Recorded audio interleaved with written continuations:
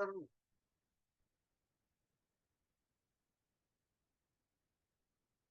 नहीं बहुत डिले हो चुका है यार ये वाला।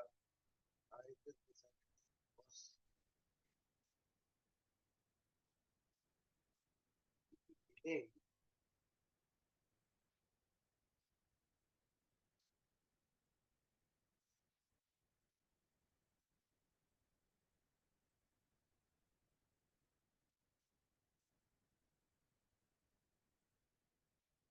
it's fine. Take it again.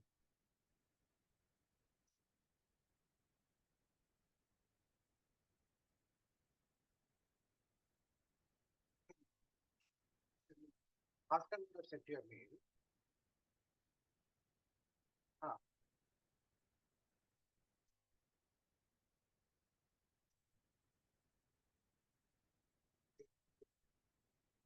हाँ हाँ हाँ। Sanjeev, yeah, Sanjeev is coordinating it. So I've spoken to Sanjeev 2 days back. He said that it's coordinated.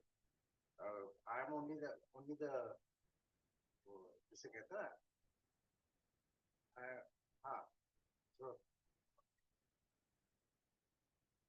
okay, fine.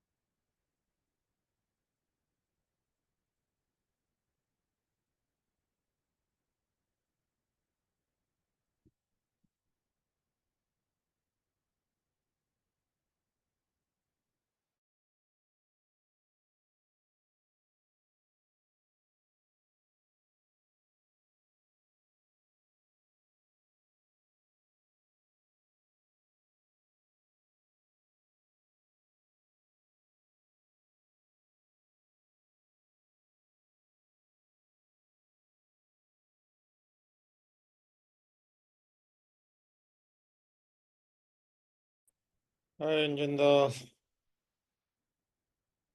Hi Anjanda.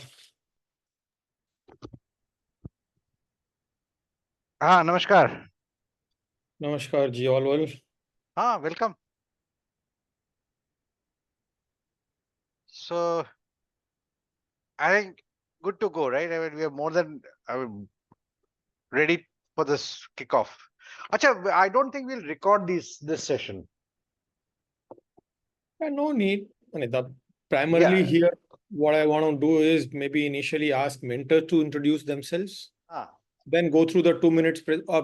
Maybe after that, Umesh spends 5-7 minutes doing a walk around of Caliber, and then we can go through the 2 minute presentation. Hopefully, we should be able to wind up in 2 hours today or less than that. Yeah, see, I want to do three things. I want to tell the startups one very important factor is I will be shortly today, tomorrow, I'll be sending them all of them a mail, which will contain a consent mail.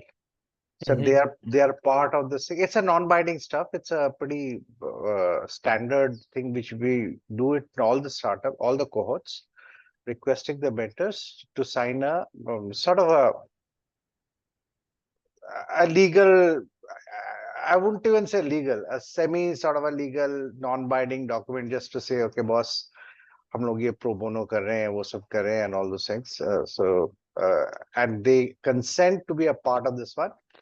And whatever they discuss here is not a confidential, it's confidential within this group. It will not go outside, but more from that point of view.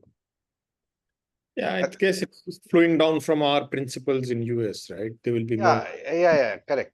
वो लोग तो सब कुछ के लिए उनकी फटती है ना. हमारे यहाँ कौन who's bothered about it, but ठीक है. Since we are doing under their guidance, we should follow. Yeah, we should protect the name. Yeah, correct. So it's more from that point of view, nothing more than that. Yeah, basically. Okay. So वो एक चीज मैं बोलूंगा. बाकी I don't have much role to play in the sense today. But I just definitely wanted to start it off today because बहुत delay हो गया यार ये वाला. So So much so that I had to come back and ask you, यार शुरू कर दिया क्या मैं बाहर रह गया? no, I know. I mean, and then finally I had to put my foot down, boss. और नहीं, बस और नहीं. गम के प्याले और नहीं. एक गाना है, I don't know whether you know that or not. Yeah. बस वही वो सीन आ गया मेरा. Then बॉस किसी भी तरह स्टार्ट करना है और once it gets rolling, then it will run on steam. I know that. That वो तो हो जाएगा. So good. So बाकी ठीक है. I mean, you know what, Sanjeev? One of the things you should put in is the sequence of the startups. In the as a cohort person, you should put that there. That what will be the sequence of the startups presenting, so that there is no confusion. We know who's going to present when and who's the next person. Do you have that list?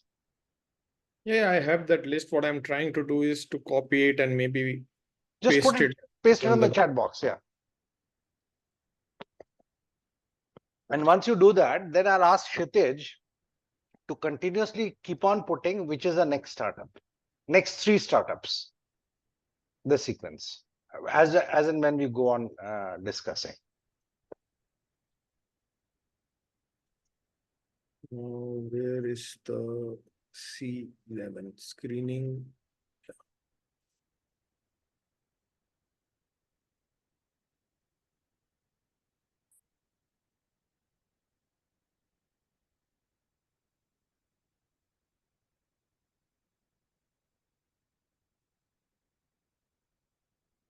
And today what I'm doing, Anjanda, is I'm letting observers also present. So no, in fact, I don't want to distinguish between observers and the same because we already have one dropout.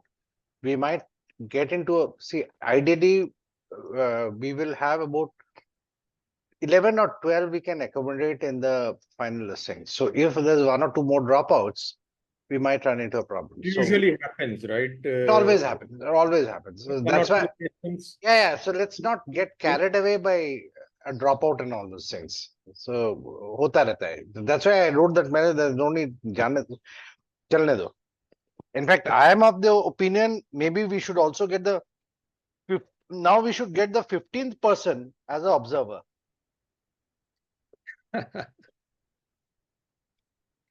Maybe 15, 16 guys as an observer. Why not? And in case Zarurat pade, then we can ask them to be a part of the demo day.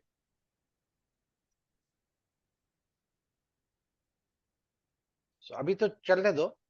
We'll see that afterwards.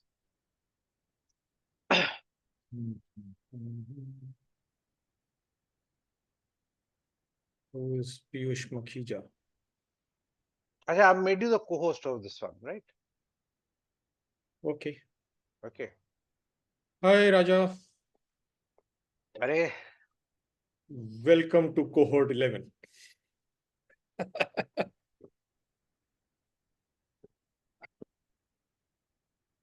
Hi, thank you very much. I'm trying to find my IIT startups background. I'm not able to do that. Okay, no problem. You have it with you. You have it with you somewhere. But other day when Anjana was running the kickoff, I would desperately try to figure out somewhere it was in one of the photos. I picked it up. Yeah, so, I don't know. I think I have 2 logins. I think the logins got changed. So, Anjana, can you send me that background once more so that I'll upload in this one? 1 second. Tough this thing, but let me try. Logo. It's not the logo. View.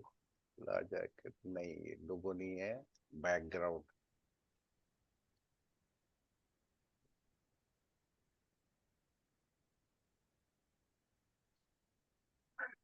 Dada, did you see my reply to Anshuman? No, I'm sorry, I didn't. Okay. Okay, Rajiv. how do you want to, you want me to, I Email found it. it. Email it to me, please. 1 second, 1 second, 1 second.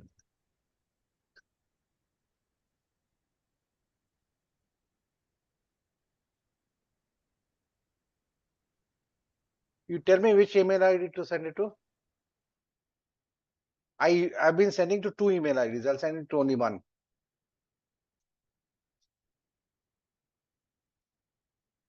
Which email?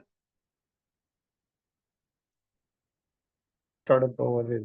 rajivkumar.lrb@gmail.com. Yeah, anyone. Which one? Yeah, I'm sending it to you. Gone with the wind.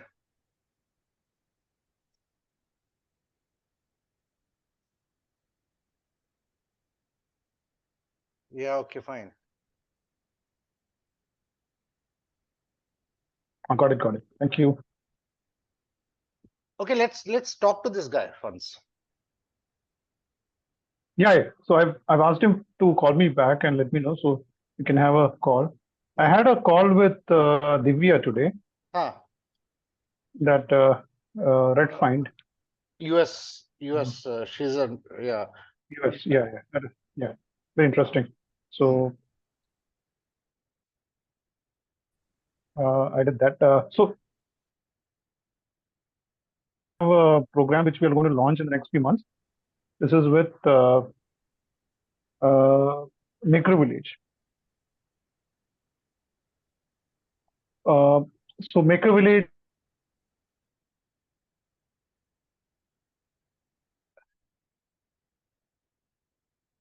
Acha, listen, who's putting this Firefly's notes?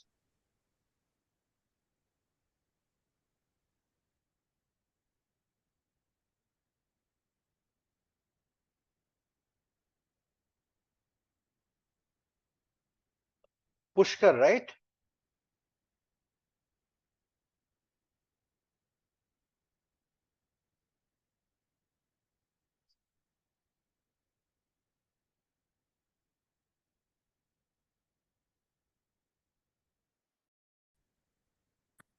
Hi, everyone. No, Umesh. Hi. Hello. Umesh, any possibility of you coming down to Cochin? Yeah, I mean, we can talk about it after this call. Yeah. So Cochin is a good place to be in. yeah. Cochin or Trivandrum. We're planning a small thing. So Okay. we can, yeah. I think I don't know if Lijua might have briefed you on it. No, we'll talk about it after this. Yeah.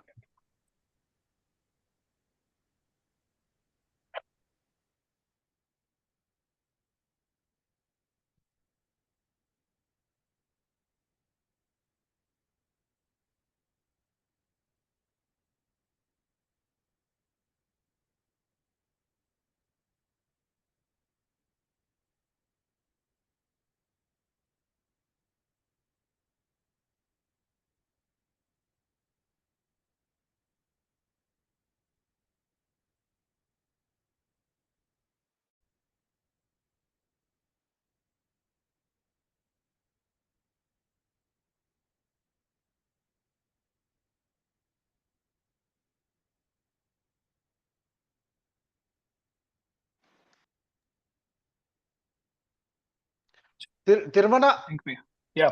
are we recording Yes. this session? I haven't not started. No, If you I'm want just, me to, okay. then No, not required. I'm just telling one thing. Who would put this Firefly notes? Pushkar? Where's will Pushkar? remove I can't that. see him. Yes. Yes, I gets added automatically. Let me remove that. No. Don't remove that. Okay. Okay, why don't you do that? Record all the sessions, at least a script, Okay. and let it be available on Caliber, so that people Okay. can refer to that in future. So there's, let's not record the video of this thing. We can record the transcript. It will be very good and Minutes. useful for all everybody.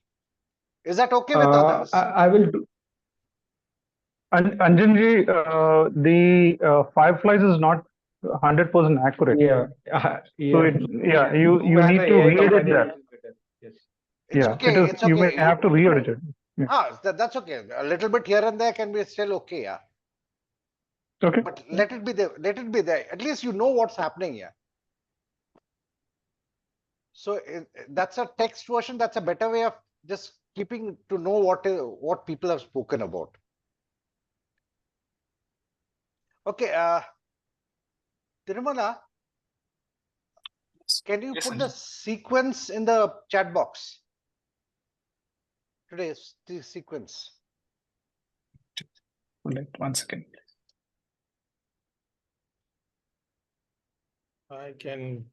Yeah, let us put the sequence in the chat box and we'll keep on refining it as we go on. Please go ahead, Sanjay, if you have it. Okay, fine.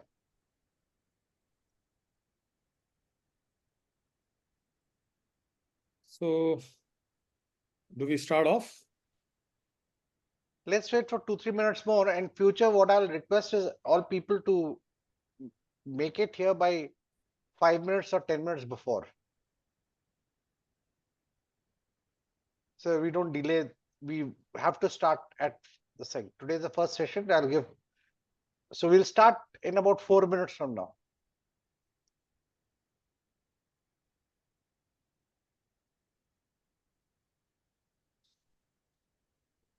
So Pushkar, have you started doing a recording?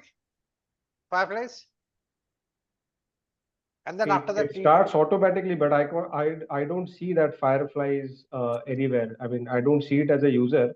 I don't see that also. Yeah, in Zoom there is an AI companion which is much better. Okay. So there is an AI companion which works much better, and the result is much better than Fireflies. Okay, somebody who's more tech savvy can handle that part. So the host can just enable. There is an AI companion. If it's enabled, the minutes are really better.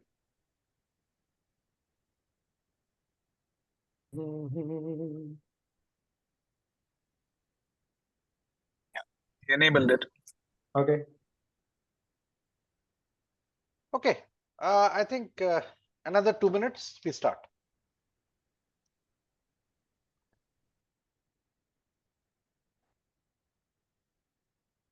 Ground rules.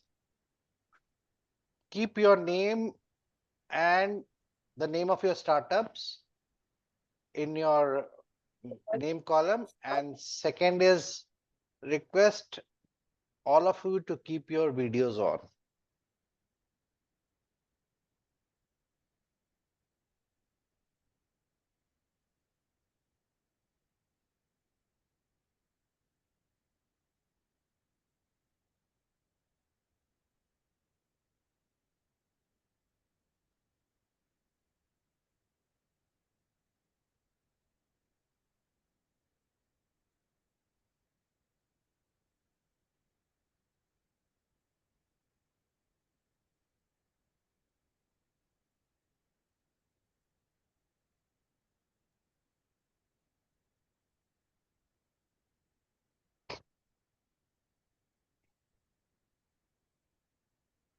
It's meditative silence after a long day.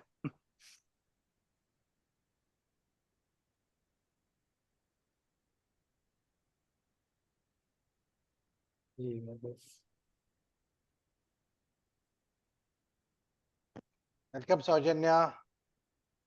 Welcome, Somnath. Sunil, hi. Above joining. Good evening. Good evening, sir.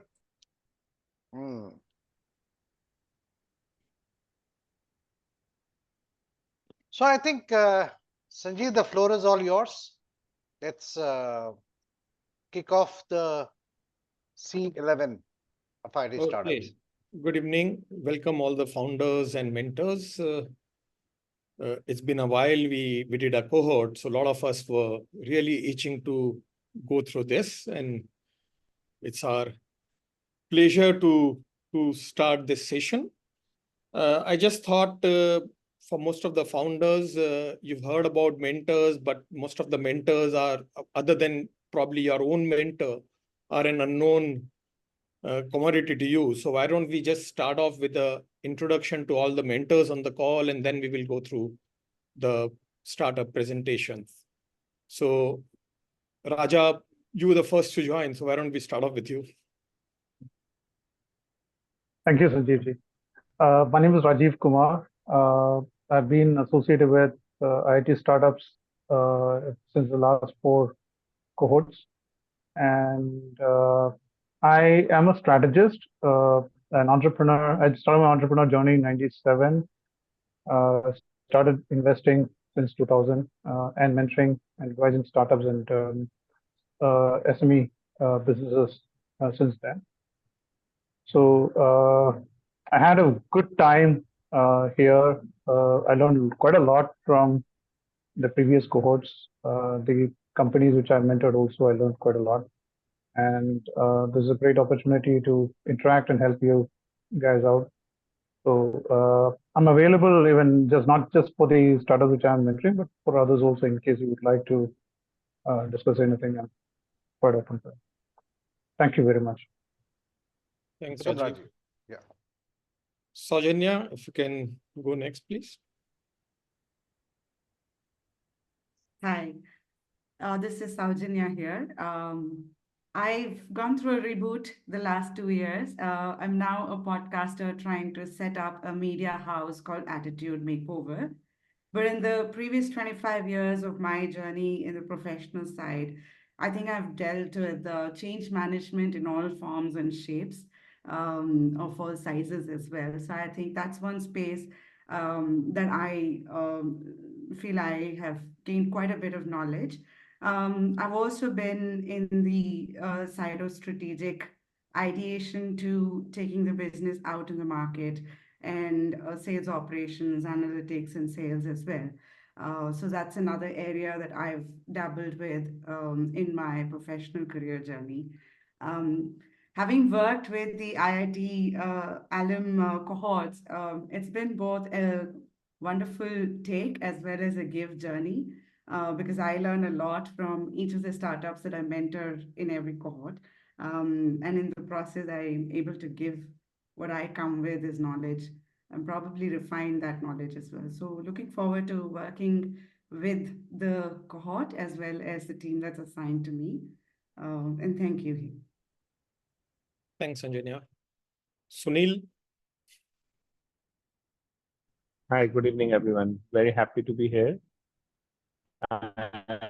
This is my 3rd cohort, but firstly, as a participant, as a mentor, I'm undergoing a journey. So I was much happier with my support to the company in the 2nd iteration than I was in the 1st iteration. But professionally, I've been in corporate for 30 plus years. Started in supply chain domain as a buyer, moved into IT services company, more as an operational strategist, and been in the Philippines for previous 11 years, just moved to India a few weeks ago. And as you learned during the part of cohort that you have opportunities to expand beyond India within some structure which IIT Startups provides. And just one success story I can share. One of the companies from cohort 2, previous cohort has got now a footprint in Philippines through a venture partner which attended the demo day. So there are connections in Dubai and some other countries very strongly. I'll request everyone to keep that part very active and looking forward to connect with companies and learn again. Thank you. Thanks, Sunil. Vaibhav. Hi all, good evening. Am I audible? Yes, very much. Okay. Okay, so I'm Vaibhav Goel. I have been associated with IIT startups for last 2 cohorts, and I really enjoy time with spending with founders. So overall, I have about 20 years of experience in product development, primarily in deep tech area, deep tech AI, embedded systems and all. And for last 5 years or so is where I've started helping a lot of startup founders. So I would have helped about 25 odd startups, primarily in deep tech area. And yeah, I think I really enjoy spending time with early stage startups, primarily in deep tech area, which is what I specialize in. And I focus on product and innovation, okay, as my expertise, okay. So looking forward to this cohort. and welcome all the founders here. Looking forward to interacting with you all. Thank you. So, Tarun, I know you are playing a different role this time, but would you like to go ahead? Yes, thanks, Sanjeev. Hi, everyone. I'm sorry, I'm really in a bad network area. So luckily, I've been able to log into the Zoom meeting. So yeah, a quick intro about me. So I am sorry, the battery is also running low. I'm so sorry. So yeah, so I have had about more than 3 decades of corporate experience, primarily in finance. So I can say on a lighter vein that other than the degree that I hold, there is nothing technology in me. So which is something that I'm trying to reignite and learn. And I think the startups that I have been interacting with, particularly IIT startups, has been a great way of trying to learn and understand what is happening around the world. So that has been my sort of one of the major vested interests in being part of this cohort. And so my journey with IIT startups has been for now 2.5 years. I think the cohort 7 is when I started, but that was more as an observer. Then I moved as a mentor. And then, of course, I mean, I did a few things here and there in the last cohort. So basically a finance guy, and you can say maybe expertise lies essentially in strategy, planning, raising finance. Finance I have done, I mean, raising money, it has been largely debt, a little bit of equity, but then for large corporations and through private equity. So with the VC network is something that I am still, figuring it out and learning, as I go along. Of course, I mean, I'm much better off today than I was 2 years ago. Of course, governance, risk, compliance, and all the aspects that you can think of as a, CFO. So that's something that I've handled in the last 15 to 20 years. So that's really my professional background and experience. And I really look forward to interacting with these startups, this time. Of course, you'll have mentors and you have, finance experts as well. So anytime on any of the, sort of organization building, finance, strategy, processes, systems, I mean, feel free to connect with me and I'll try and interact and do the best that I can. All the best to everyone. I'm sure you will have a great journey over the next 12 weeks. Yeah, thank you. Tirubala.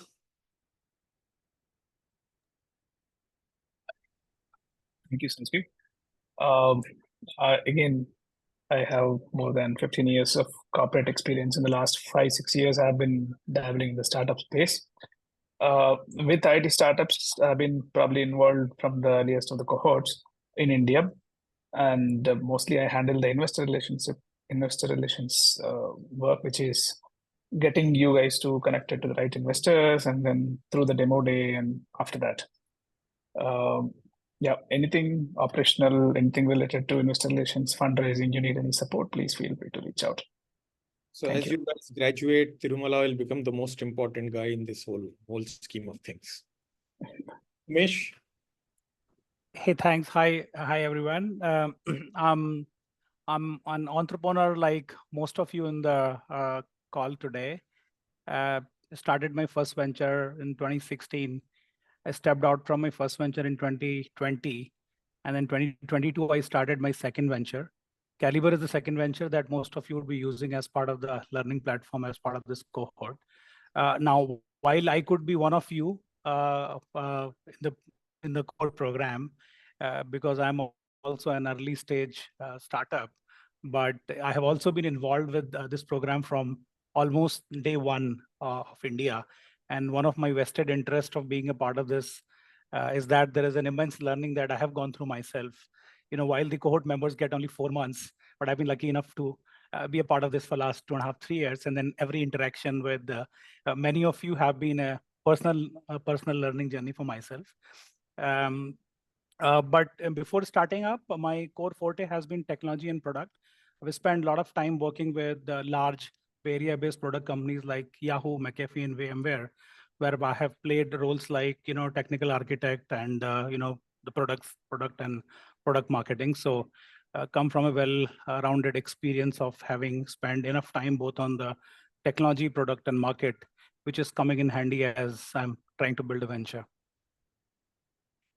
Thanks, Mesh. Dr. Mitra, you are a fresh entrant this time, so would really love to hear about you. Yeah, good evening. A little bit about myself. I completed my PhD and MBA from IIT Delhi.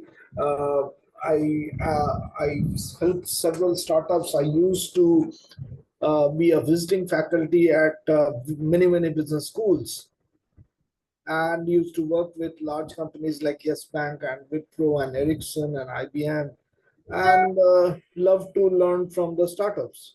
That's what is my small little contribution, give back, so to say, to the startup community. So that's I would love to mentor the cutting edge deep tech startups. Deep tech startup is my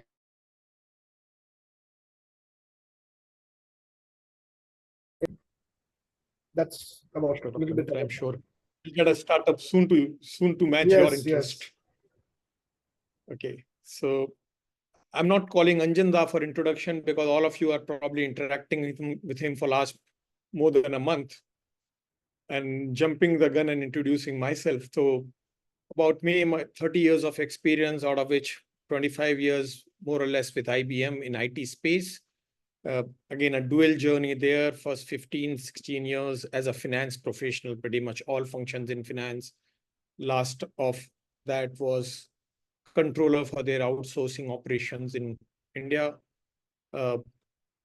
Last 7-8 years was in core sales function. So since I loved meeting customers while being a controller, organization gave me an opportunity to make a switch from finance to sales.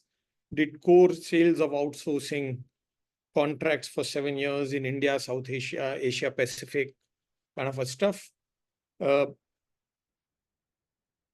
Last about 2022, I decided to call it off with a full-time corporate job and got into some amount of work on advising startups, primarily through IIT startups. I've been associated with again from last 2.5 years.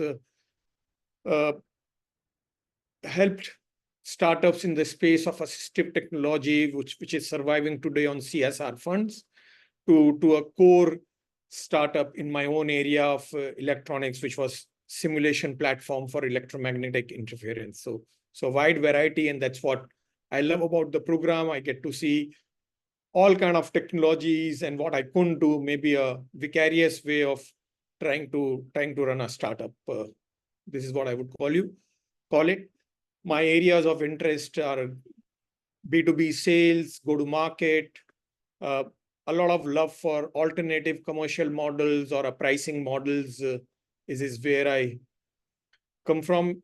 Some of the contracts in IBM and any opportunities of those kind, will love to work with any of you to move forward. Thank you.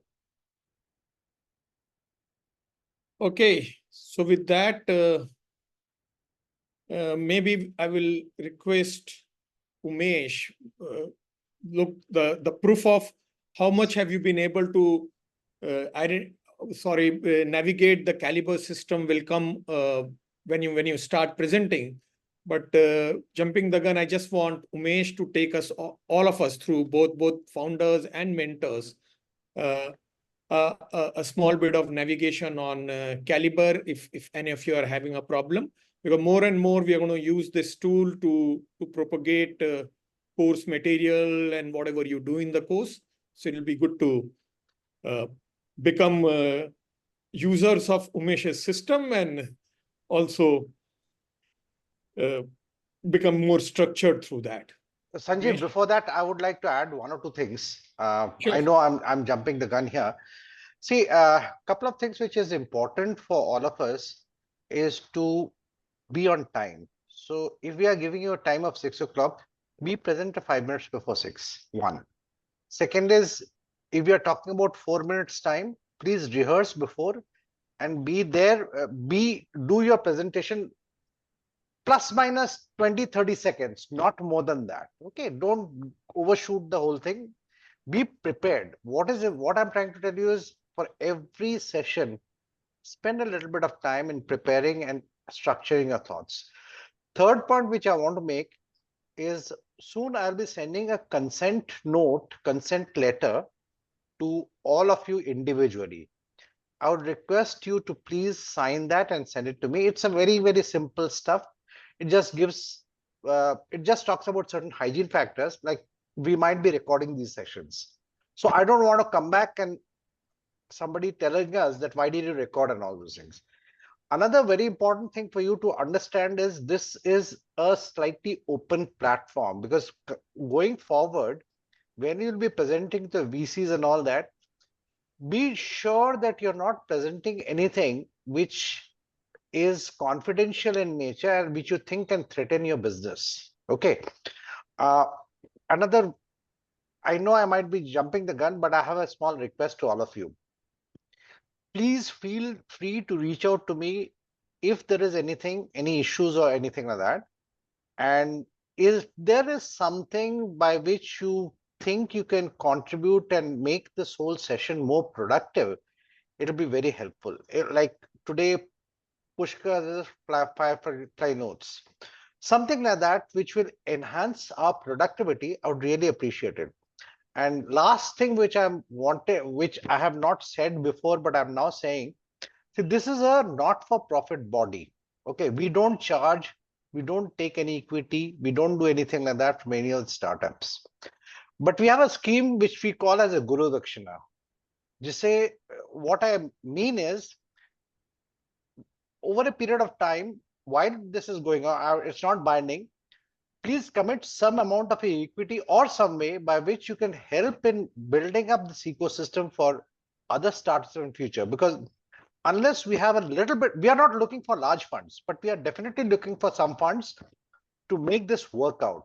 So all of you, we personally think that at least 60% of you will be getting some funds from investors.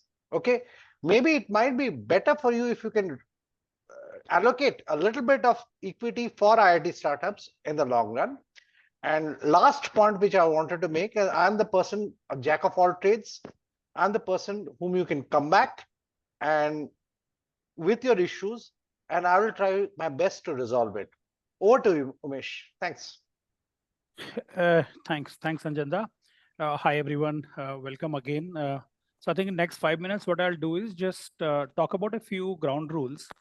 While these Thursday sessions, the time that you will spend with your mentors, the feedback that you will receive from the subject matter experts that we'll bring on each of these Thursdays will be the bulk of the value that you get out of this program.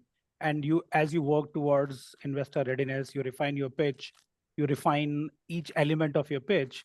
The role that Caliber is playing, which I'm going to just quickly share, is that it is actually giving a structure to this entire program so that you have clarity about what is the focus area for each of the week. Your mentors have clarity, and all of us are on the same page in terms of what are the areas of focus for a given week. The way the program has been structured, as I think we briefly touched upon in the last call, is that the ultimate goal that we are moving towards is investor readiness, so that on demo day, when you have a 4 to 5 minutes time frame, when you have to cover each aspects of the the overall pitch that you're making, you are at least covering every aspect nicely and are able to generate an interest. Because of course the reality is that in a 4 minutes check, nobody is going to write a check in a 4 minutes pitch. But the objective of that 4 minutes demo day pitch is that you generate enough interest in that 4 minutes so that it leads to a 30 minutes call, which leads to slightly longer due diligence, right? And now, so again, going back to the quick house rules. First of all, I believe each one of you would have got access to Caliber platform by now. That's where whether these are instructions, whether these are the course material, whether these are templates for each week that you will work on, everything are available and will be distributed through this platform. And anytime there is a feedback, we ensure that the the corrections are being made. So the first checkpoint is that at least one person from each of the cohort has got access. Of course, we welcome that all the founders should get access to it. So in case you want the other co-founders or other team members to also get access to the Caliber platform, reach out to Kshitij. Mostly Kshitij would be your point of contact to grant you all the required access. In case you haven't, then we will provide you access. Now, what will happen is that like for today, if you log in and if you have already got a chance to actually log in, you would have seen that there is a week 0 module, which is probably accessible to you. And let me just click on week 0.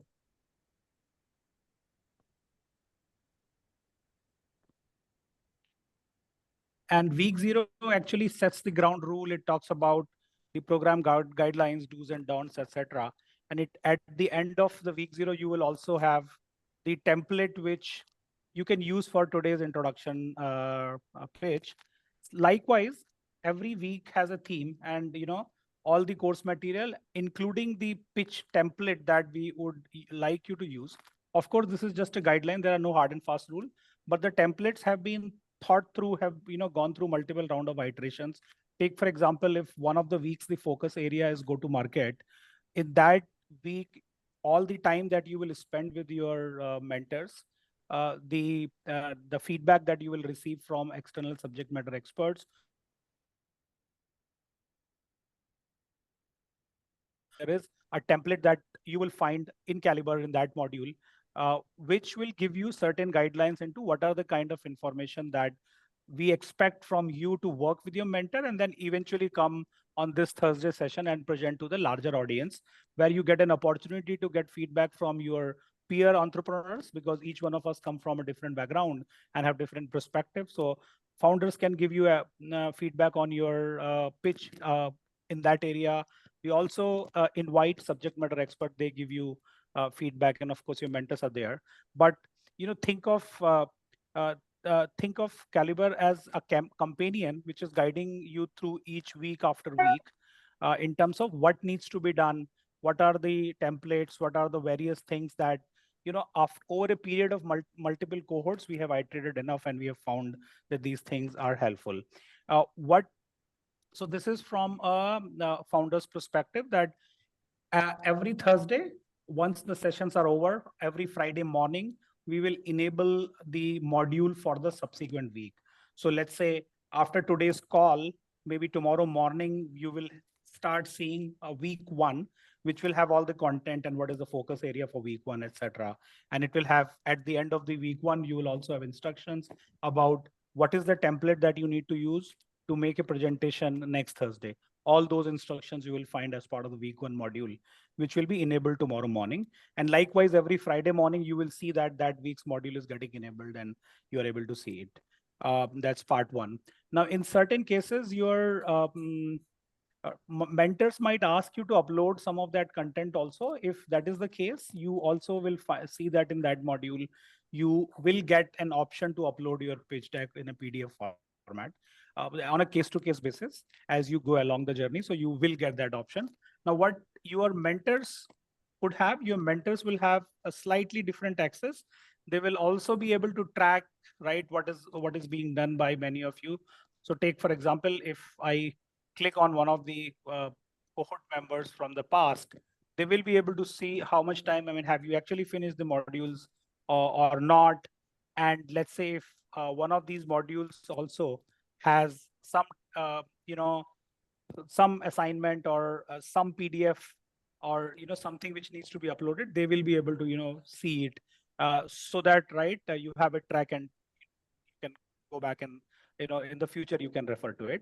But this again is totally depends on, again, there are no hard and fast rules here. It totally depends on, right, the understanding between you and your mentor, because ultimately you and mentor are the best judge about how you want to use.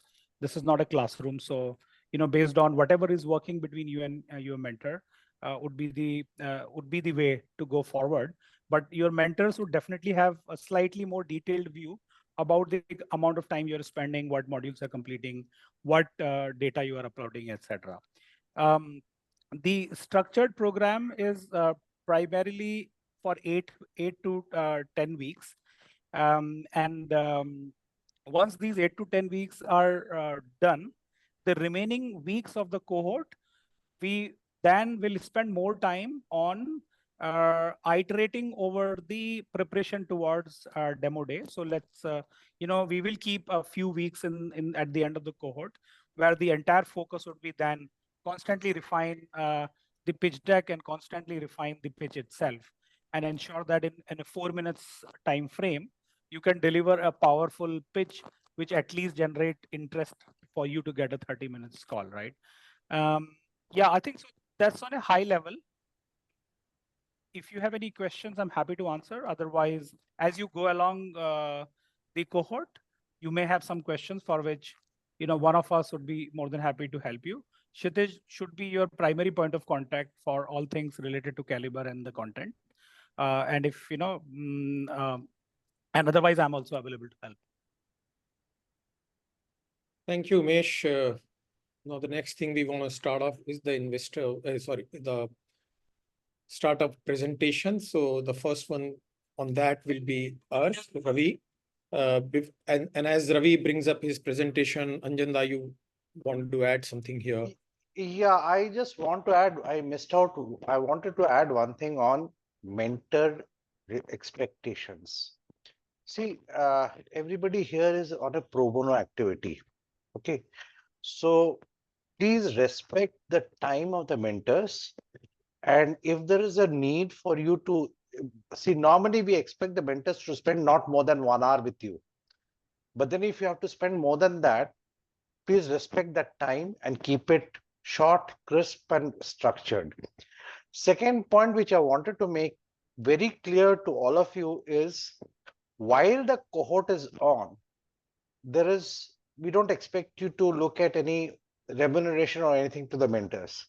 But then we would be happy if post this whole program is done, you can get into a deeper relationship with a mentor, and that will actually build up your business manifold. But that relationship has to be commercial. So don't expect that relationship to be non-commercial post the cohort is over. That's all I wanted to add, because this is something which you need to appreciate, know, and keep that expectation very well in mind, and not to encroach on something which we shouldn't do. Right? Thanks, Sanjeev. I wanted to just mention that because this is a very important point, because we have had in the past 1 or 2 startups continue talking to the mentors post the cohort. I will strongly discourage the mentors to do that. And I would request the startups to appreciate and know this boundary. Thanks. Thank you, Anjanda. So, Ravi, if you can your presentation.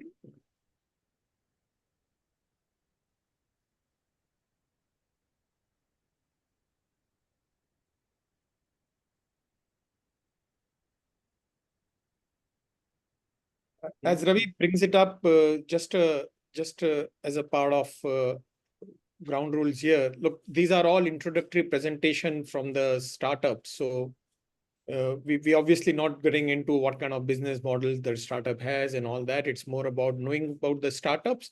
And if you need to clarify a question or two from any of the audience here to know better about them, we can go ahead with that. Otherwise, we're really not getting deeper into any of their activity and models, business models here. Go ahead, Ravi.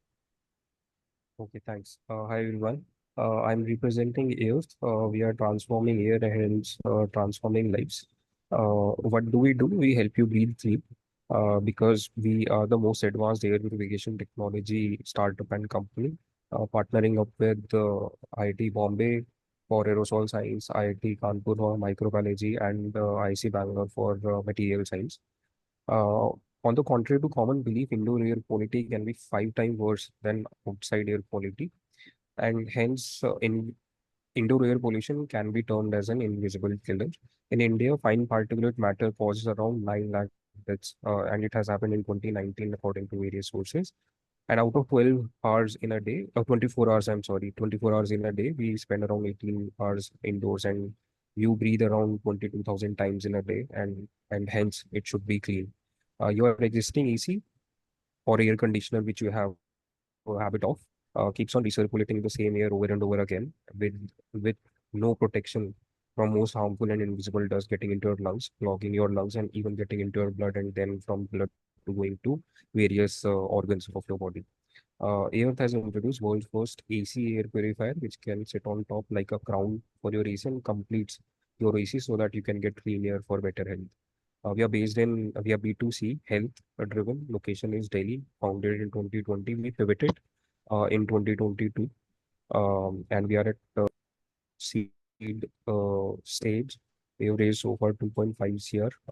Currently, our valuation is 30 CR, but in last round it was 15. And we are doing approximately 60 lakhs a month with 8 people in the team. So that's it. Thank you. Any questions, I would be happy to answer.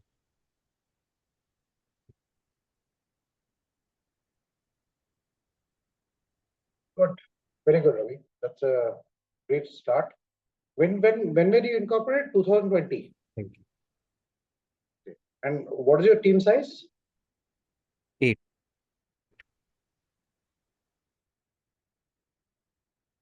Next one, please.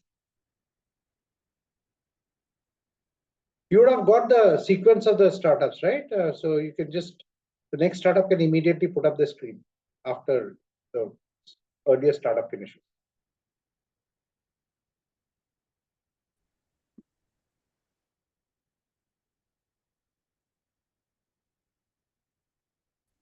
I hope everyone can see the presentation.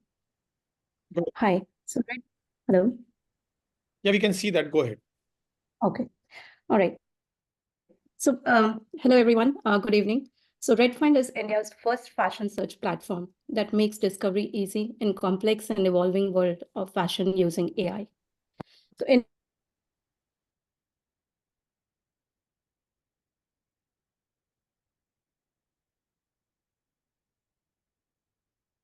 constantly juggle between sites, searching for best products and deals that suit their style and preferences. At the same time, brands struggle to be visible to users. India's 11 billion fashion e-commerce industry of its revenue on customer acquisition, but users still struggle to find what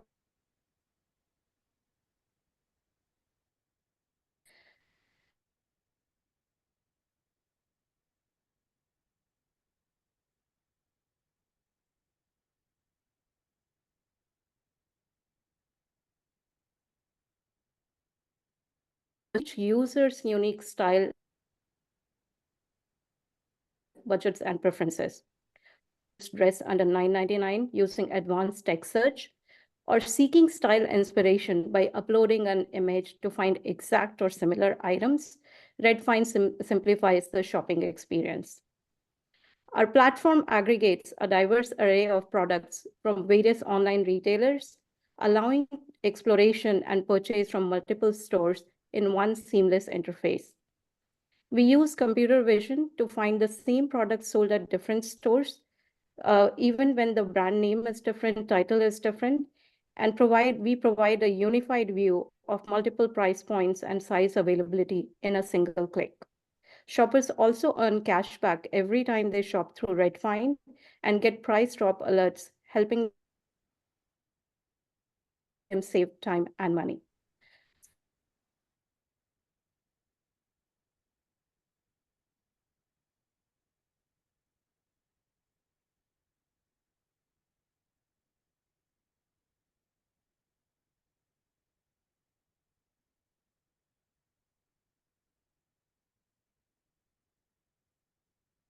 We all work remotely. The company was founded in 2020, but the Redfind as a brand was launched in 2022, October. I'm the founder in the current stage is seed stage, and redfind.com is the link for the platform. So please explore, even apart from on the feedback on the whole investment journey and start platform for their own shopping needs and provide feedback. It'll be highly appreciated. Thank you.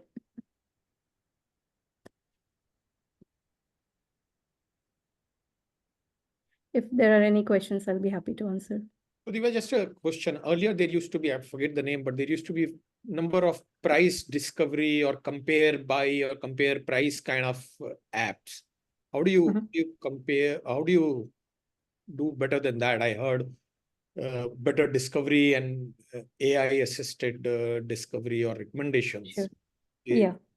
Anything else? So yeah, so the thing is, we right now we are just starting to scratch the surface, and we plan to make search, um, like a companion to users, where users can talk in their own languages. They can say, "Hey, I want dress for this occasion, and help me." So this will evolve like an AI stylist also for user that helps you find what you want to do in the way we talk and express. So right now you need to be very specific with your searches, but it can be, conversational. You can upload an image, and you can also nudge it. So you can say, hey, here is a dress, but I want a shoe with this print. So that is the crux of the platform. While we provide this, enhanced search experience, we get products from all major stores right now, and the vision is to get it from every single store that sells fashion. So right now we have 6 million products from 100 stores, but eventually we want to be, we want to have all 20,000 stores at one place. And the key is, I'm sorry, just one more minute, that the key is also the personalization, where we understand what users likes and does not, and cut the clutter and recommend what, like say, where the relevance will be very high. I'm not sure if it answers. I mean, we'll refine this as well as we go. Maybe when we use it, the experience itself will tell us what's different. So, sure, absolutely. thanks, So, Divya. Can I go ahead? One question. Sure. Yeah, hi Divya. I just want to know about this sizing, what you mentioned, right? Fitment. Okay, so how do you solve this? Like because every brand has got their own way of sizing. Okay, stuff. When you're doing aggregation, right? So as a consumer, how will I? So we do the trial rooms, right? So do you have something like this, like in your So store? I don't have anything, but again, the vision is to make it one-stop shop for shopping. There are other startups who are trying to solve this problem. So there's TrueFit who solves this sizing problem, right? So we could integrate with one of those startups in the future, or there is Thank you. virtual try-on. Yeah. What's the revenue model, Divya? Is it affiliate or something else? It's, actually it's affiliate ads on our platform, reports and analytics, and finally also software as a service. So let's say any of the brands want to use image search or multimodal search, they should be able to use our API and make it live on their own websites. Got it. Thanks. Yeah, currently it's affiliate and ads.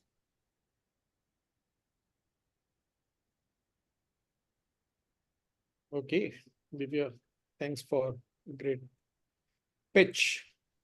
Next on the Thanks for block the is question. Cohort Solutions. Yep. Hi everyone, I hope my presentation is visible. Yes, Praveen, it is. Great. So this is Praveen. I'm representing CareOp Solutions. My co-founder, Dr. Bansal, is sorry about that. My kid just put some color on my head. Representing CareOp Solutions, Dr. Bansal, my co-founder, is also on this call. So what we're building is an inpatient insulin therapy system, and this is for hospitals and our pitch is that it improves patient safety and outcomes and also reduces care provider workload. So the reason this is an important problem is that insulin is the most widely prescribed drug in a hospital, with most over 30 to 40% of patients requiring insulin therapy while they're admitted for cardiac surgery, transplants, or any other condition. And it is well known that better glucose control reduces infections, risk of kidney injury, various other kinds of complications. And overall, it reduces the length of hospital stay as well as readmissions. Um, so Dr. Bansal and I have spent a lot of time in Medanta, where we actually did some research on this topic and published several research papers using like paper-based protocols, which were actually found to improve these outcomes. So we are really close to this, to the ground, and have validated this need. And going across other smaller units in India, as well as feedback from physicians in other hospitals in the US and Europe, we've seen that this is a really big need for physicians. And the existing insulin management systems, which are currently like US-based companies who have developed such systems, are extremely complex and expensive, developed maybe 5, 10 years ago. So the worldwide market is really like ripe for a disruptive solution. So we are in the process of building this right now. We're figuring out the regulatory pathway in India. We have a prototype that's working, and doctors have used it and found that it really provides good outcomes and is a system that's easy for them to follow. So we are in the process of developing that whole training process, getting the regulatory pathway for our software product sorted out, as well as figuring out what would hospitals pay and how do we like scale this up across the country and then to other places as well.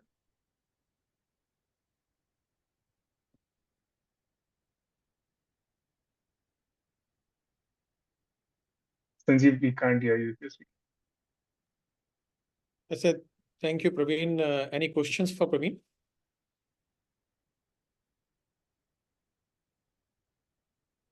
Praveen, what has been your market penetration, and where have you had successes? And I mean, other than say diabetes and just from a purely healthcare point of view, who are your alliance partners in making things work? So, yeah, I mean, people who can work with us right now are, so there are now service providers which are actually like managing hospitals. So for example, there is Cloud Physician, a startup which is like taking end-to-end responsibility of running ICUs in various hospitals. So the hospital model is now sort of breaking out into pieces where different companies are managing different parts of the care and are specialized in certain things, right? So for example, we could like work with Cloud Physician in integrating with their like ICU management system and help them with inpatient diabetes management. There is a chain of hospitals like Clear Medi. I think it's founded or like funded by Morgan Stanley and other banks and they take over like turnkey hospital management like end to end. And I mean these systems can be plugged into those companies as well. Apart from directly selling to hospitals, these are other channels that we can use to scale this. We've also got some interest from government organizations. So there are organizations that fund like technology going to the government sector. So this potentially can be very impactful in government or non-profit hospitals as well through some of these routes. Like there's this organization called JPIGO, which is from John Hopkins. So they fund a lot of projects in India. Rajiv has got one question. Yeah, I'm sorry, I think I missed this, but what is the stage of your venture? You have your product ready, or is it under development stage? What is the status of your product? So we have a product that's like a prototype right now. I mean, it's fully working, except that in a regulated market. So this product comes under the software as a medical device category. So if we give a wrong insulin recommendation, somebody could get hurt really bad. So the regulatory process is like a drug. So you have to go through CDSCO, or in the case of US, FDA, etc. So we are in the process of, now that we have a prototype, actually starting to build all of that quality management system documentation, the final product along with that documentation to get first a clinical trial license and then a final commercial license to sell this. So we are in the process of that regulatory pathway as well as the final commercial product.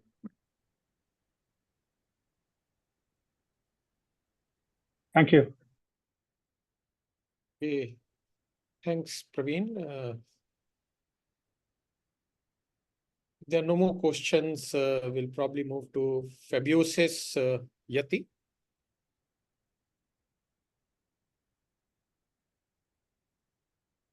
Yeah, hello everyone. You all can see the screen. If you can put in slide. Yeah, perfect. Yeah, great. So my name is Yati Gupta. I'm the founder of Fabiosis. And at Fabiosis, we make innovative hospital supplies for infection control. So there are statistics which show the true sense of like how prevalent is infections in India. So up to 20 million of Indians, up to 20 million patients in India actually get infections from the hospital during the process of getting medical care. And this actually causes extra burden to the patients and the hospitals. In patients, this causes this physiological and financial burden, of course. And for the hospitals, there is also a reputational risk attached to it. So like we started to solve this problem, and up to 78% of these infections can be just prevented if we'll use high performance antimicrobial hospital supplies like antimicrobial bed sheets and surgical gowns and drapes, etc. And many of these infections actually happen during surgery and after surgery. So surgical site is actually one of the areas that we are targeting. And to counter that infection problem, we have made the world's most efficient, most affordable, and safest antimicrobial fabric. We call it Fabium, and we make hospital supplies from this Fabium fabric. And the goal is to prevent infections in patients during and after surgery, and the patients who are undergoing this long-term care. So our Fabium fabric and the products made from it are actually skin safe, and we are also now third-party certified by reputed labs, and we have been tested as per Indian and American standards. So that is the product that we have developed. And regarding the operations and supply chain, so we work on an asset-light model. We also outsource all of our manufacturing, and we sell our hospital supplies directly to the hospitals with the support of channel partners that we have like collaborated with on a revenue sharing model. And currently, we are piloting in more than 5 hospitals in Delhi NCR region only. And we are currently exploring like partnerships with other hospitals also who are based in this Kerala region, and some of the hospitals are also outside India. And fortunately, we have generated pre-order from one hospital worth 16 lakhs, and we are proceeding ahead with that. So yeah, that has been our journey and sort of what we have been doing at Fabiosis. We are a team of size of 3. We have raised 3 grants worth $200,000 from Department of Biotechnology, Pfizer, and CSR grants. Yeah. Thank you, Yati. Any questions for him?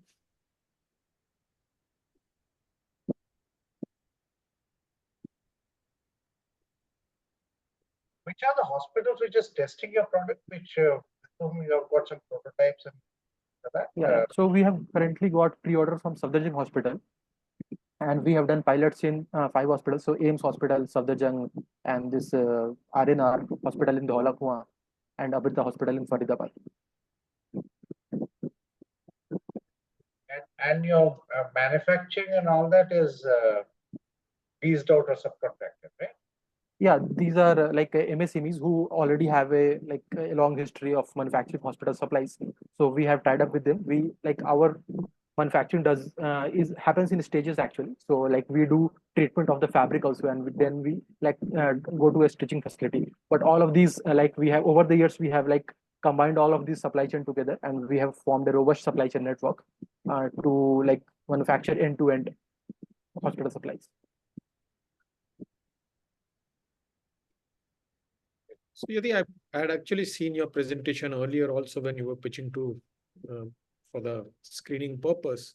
Some of these numbers, right, they sound very bold. So is there a way to sort of do an independent check, report, or any of these hospitals which are doing a pilot, are they really giving you some kind of a feedback or a document where you can use it to sort of enhance your business? Right. So there are 2 aspects of it. First of all, in India, actually, there is a problem that no one wants to accept that it is a problem. So Similarly, what is happening with the air pollution actually, like this has been political issue.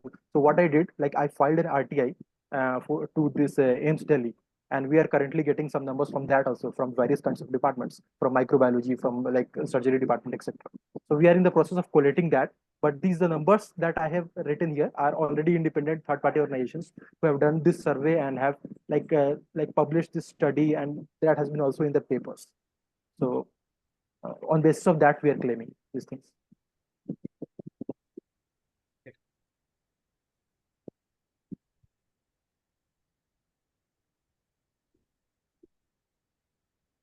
So your mentor had joined, but he excused himself for some time. So hopefully Gautam will be coming back. I'm sure Gautam can really, being in a hospital area, really can help you and guide through this journey. Right. Okay.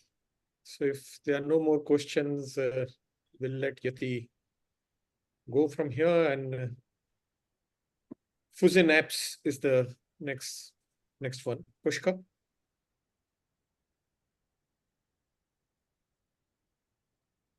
Hello everyone, good evening. My name is Pushkar and I'm founder at Fusion. So I hope everyone can see my screen.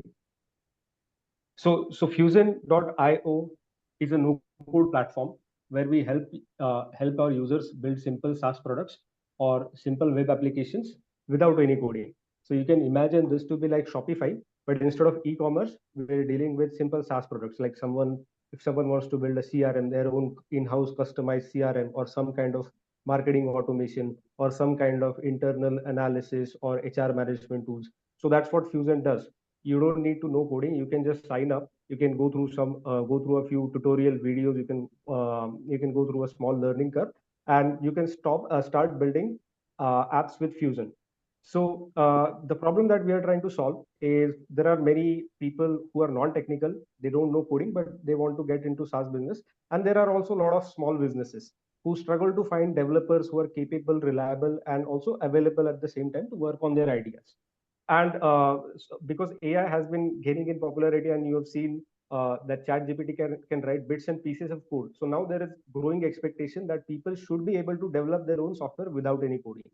So that's what we are trying to enable with Fusion, because AI enables or AI writes bits and pieces of code, but you still need some kind of framework to pull all those bits and pieces together and convert it to a fully coherently working software. So that's where no-code platforms can come in, and that's what we're trying to do with Fusion. So we built a no-code platform, and right now we are aggressively integrating it with LLM AI models.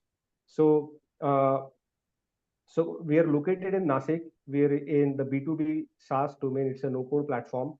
The company was founded in its current version. It was founded in 2020, couple of years back. I'm the founder. We have raised our first round of funding through our ventures, which is an angel network. We raised $70K at a valuation of $1 million, and currently we're making around $2,000 in monthly revenue. And right now we are a small team of 6 people. So that's it about Fusion. I'm happy to take any questions.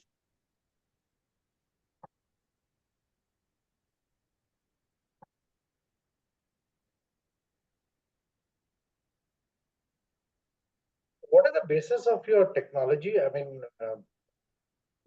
your internal technology, what sort of platform are you on? And your whole thing is a SaaS model, right? I mean, if I'm not wrong. Exactly. So we have a web-based application. I mean, it's a web application built with Ruby on Rails and some JavaScript. And basically, it's a single application, but it can be transformed to act as different applications. So this is very similar to how Shopify works, or there are like many no-code platforms. But what we are doing differently is we are trying to create a very simple platform where you can create a simple application, like a lightweight application, in a couple of days, instead of that taking like a couple of weeks or a couple of months. So the focus is really on simplicity.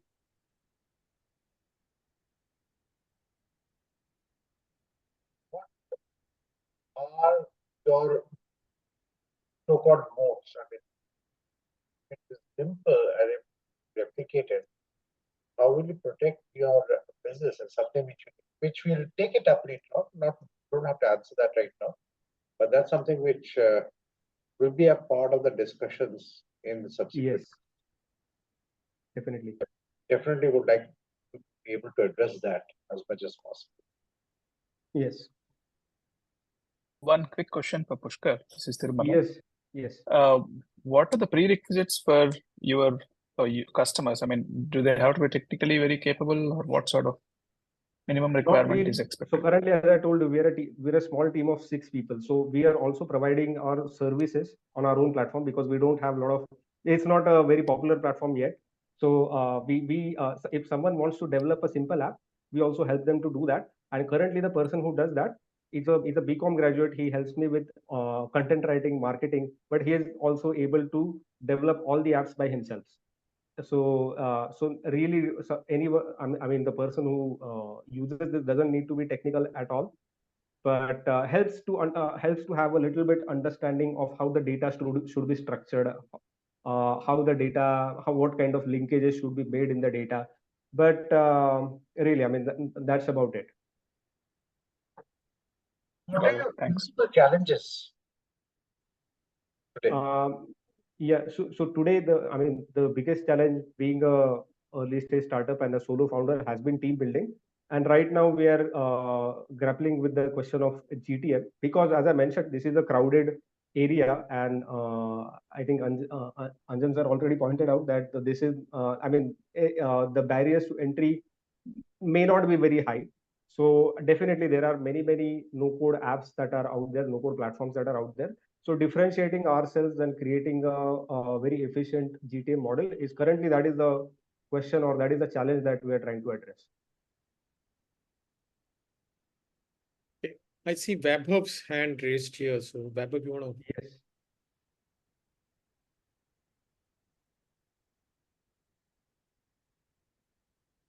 Sorry, I raised my hand, but I have my question reserved, so I'll check it back with Pushkar later at stage. Sure. Thank you. Thanks, Pushkar. Okay. We'll now move to Goldfish.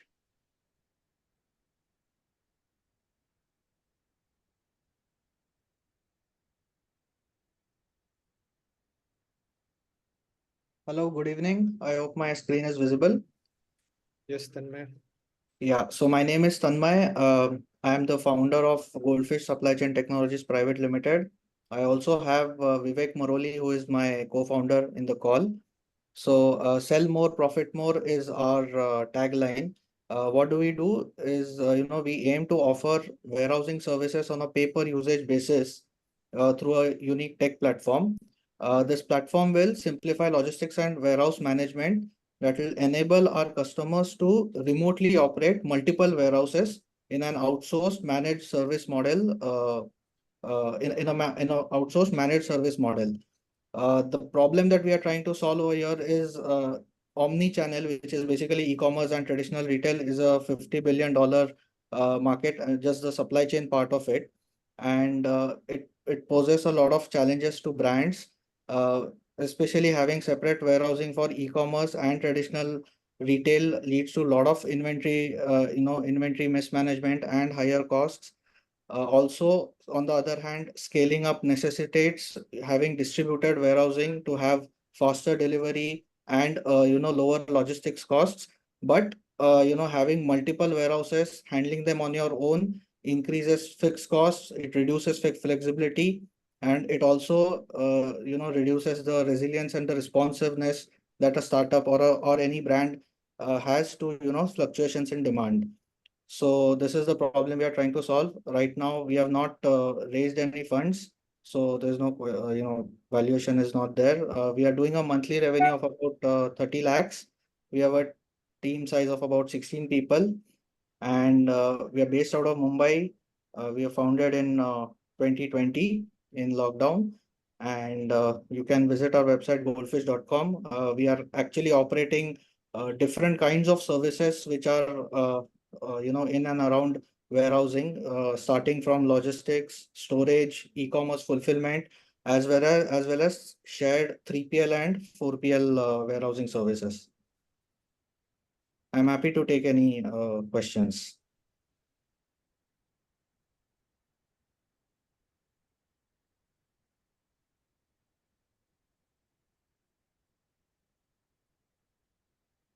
Are you partnering with e-commerce companies? And so there are two partner channels, right? One is your, say, e-commerce companies or companies which are transporting things like that, and another is warehouses. So you have a fairly large database of warehouses which you work with, and are you also working with government warehouses? Yeah, so basically we operate in a hybrid model.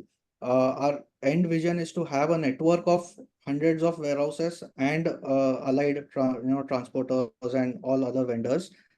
But right now we have our own warehouses which we have taken in each of in every metro, so that we are learning the ropes of the industry, trying to experiment with different models. So yeah, right now we do have our own warehouses, but we actually do aggregate warehouses across different kinds of service providers, be it e-commerce or 3PL. So what are the product areas which you are looking at in the initial? I mean, look, as if you look at it, food, FCI, IFCO, their logistic requirements are huge, right? I mean, whereas there could be certain other things which could be precious metals or could be raw materials, or I mean, there's of course RV the thing. It's a giant in raw material transportation. Yes. So we are some sectors you're concentrating on. So we are, majorly trying to focus on D2C brands and SMEs, MSMEs who are in the retail and e-commerce space, because that is where we feel there is the entire tech stack is not available, and the supply chain challenges for companies who do both is are fairly unique. But having said that, we have worked with very different kinds of use cases, mostly pertaining to SMEs having, requirements of having temporary storage, as you mentioned, importers, exporters, right from raw materials to finished goods. But, our main focus area as far as customers are concerned is e-commerce and, retail. Yeah.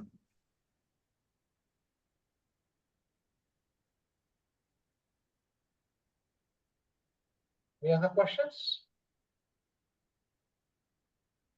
Yeah, looks like I still see Vaibhav's hand raised, but I guess that's a earlier stuff. Thanks, Tanmay. We look forward to seeing detailed work from you. You seems to be making a very healthy revenue, so will be a good matter of interest for a lot of us how you are scaling your business. Thank you. Next is IntelliAssist.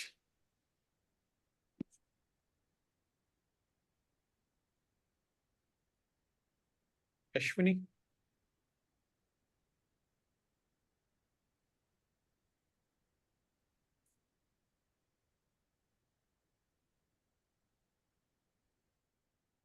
Hello, are you guys able to see my screen? Hello? Yes, we can, Ashwini. Go ahead. Sorry. Yeah. So hi, I'm Ashwini from IntelliAssist. IntelliAssist is an AI-based real-time engagement platform for anonymous users. So basically, what it does is, for every website, especially e-commerce, 97% of the visitors are anonymous to the platform, to the website. And they just come and go away, and they don't have any information about these visitors, no way to engage them. And that's where IntelliAssist comes into the picture. So what IntelliAssist does is it's a customer journey optimization platform. It enhances user experience by providing cookie-less personalization. So basically, what it does, we have a custom UX elements like announcement bar, pop-ups, chatbot, product descriptions, and a couple of others, about 15 out of them, which are initialized and personalized based on real-time customer behavior and predictive analysis. And So each element has a different purpose. Some of them to build trust, some of them to resolve the customer queries, some of them to provide voluntary zero-party information with the customer, and ultimately what they do is they push the user towards the checkout and add to cart actions, and also collects the voluntary information to expand the omni-channel engagement funnel. We are bootstrapped and have about 8-member team. We started with a couple of e-commerce companies in India, but now our complete focus is in US. In fact, our largest customer is from US, and which is bigger than all other customers. And yeah, looking to expand more into the US market.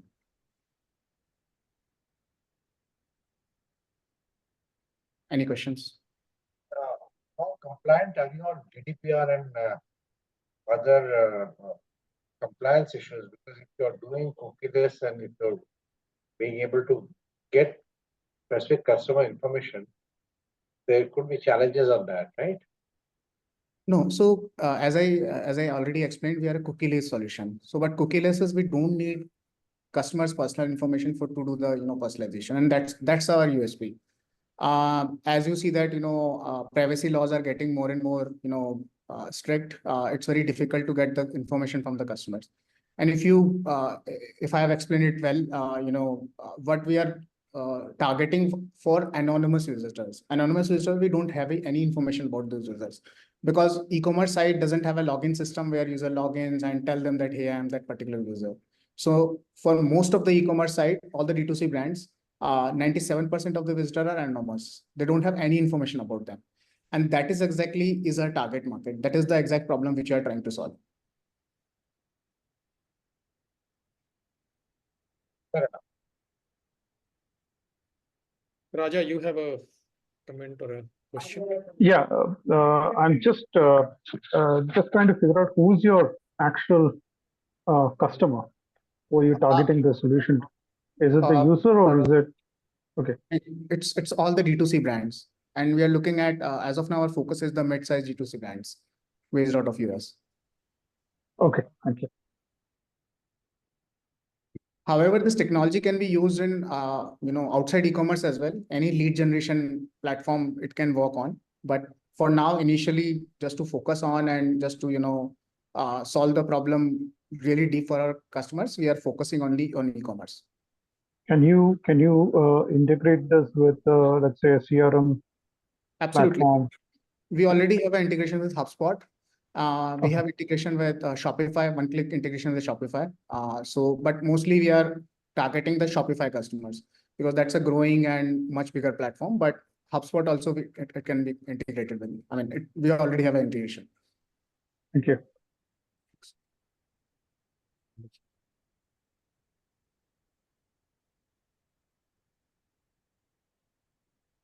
Okay, thanks, Ashwini. We'll let you go.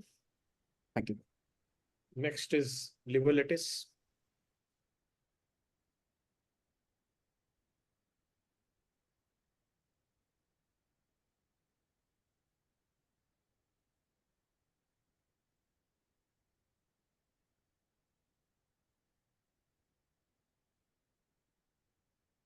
Sai Sharan.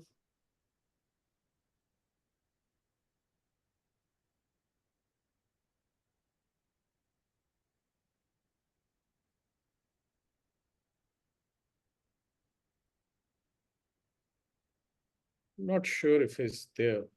There was probably no message whether he's joining or not joining. So.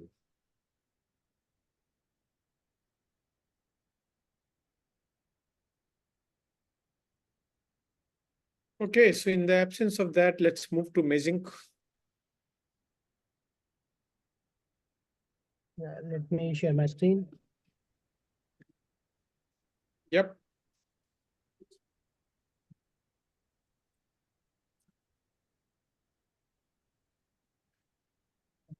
I hope my screen is visible to everybody.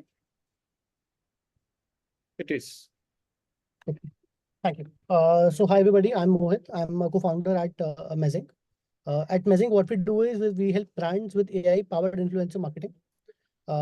what has happened over the last 5-6 years is that social media has become an important discovery channel for brands. More than 50% Gen Z users discover new products or new content via Instagram, TikTok, or YouTube. And hence, it's important that brands reach customers where they already are, that is on social media. And to do that, influencers are the most credible source at the moment. But what happens is brands typically struggle to identify the right creators, evaluate them, and run campaigns with creators at scale. This is where Mezen comes in. We help brands run outcome-focused influencer marketing campaigns. So when I say outcome-focused, what it essentially means is that instead of making it a simple campaign, we take ownership of the end outcomes. We make running influencer marketing campaigns like running an ad on Facebook. You define an objective, you define a budget, you define a target audience, and we are able to predict the outcome that you will be able to get. So we use a bunch of tech to get those outcomes. We have a lookalike engine, which helps identify the best influencers for a particular brand. We have a content intelligence engine, which helps suggest the best content that works for a particular brand and for a particular influencer. And we are also developer partners to Meta, TikTok, YouTube, which helps us get real-time analytics. So brands and brand managers can monitor campaigns in real time and take decisions based on that. We were incorporated in 2021, headquartered in Singapore, with offices in India, Indonesia, and Malaysia. Right now, we work with more than 50 brands across India, Southeast Asia, and the Middle East, doing about $85,000 monthly revenue, growing at about 20% month on month, and are profitable at an EBITDA and at a cash flow level. Open to questions.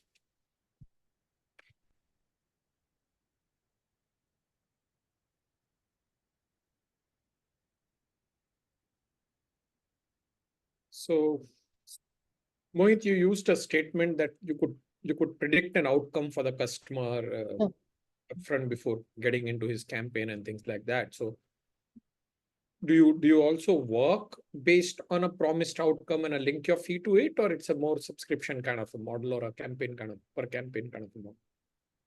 No, so we promise the end outcome. So for example, if you are a brand, right, and you come to us and say that, okay, I want to spend, let's say 10 lakhs on a campaign on Instagram. Based on the kind of profile you have, based on the kind of influencers you would want, we'll tell you that we will be able to deliver this much. Let's say if you're talking about 10 lakh rupees, we'll be able to deliver a reach of about 2 million over the course of this campaign, right? And we agree to that or commit to that number upfront. Because we have the right data models, because we have the right AI solutions, more often than not, we are able to hit those targets. And those solutions allow us to select influencers in a way, create content in a way that we are able to hit those numbers, making the entire process very predictable for the brand.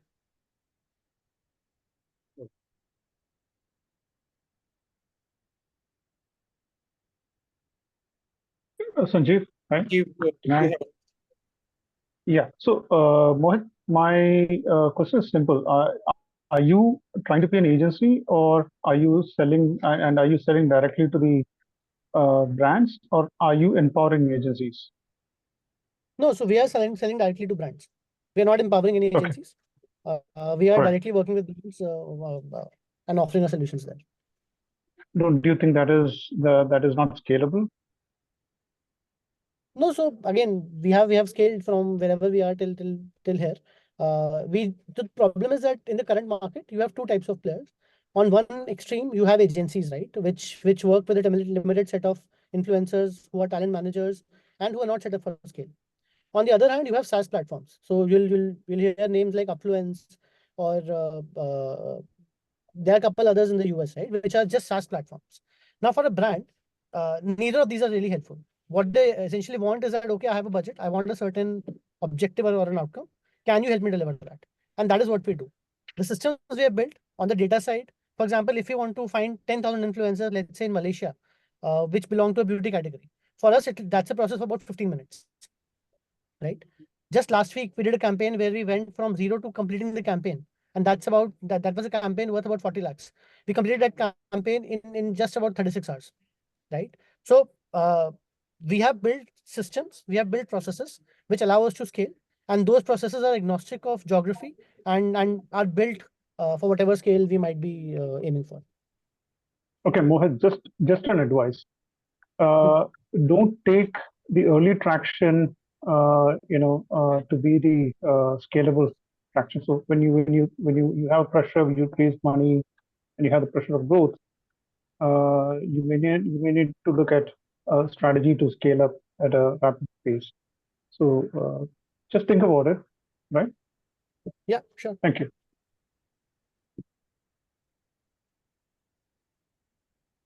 Okay, thanks, Mohit. Thank Now, you.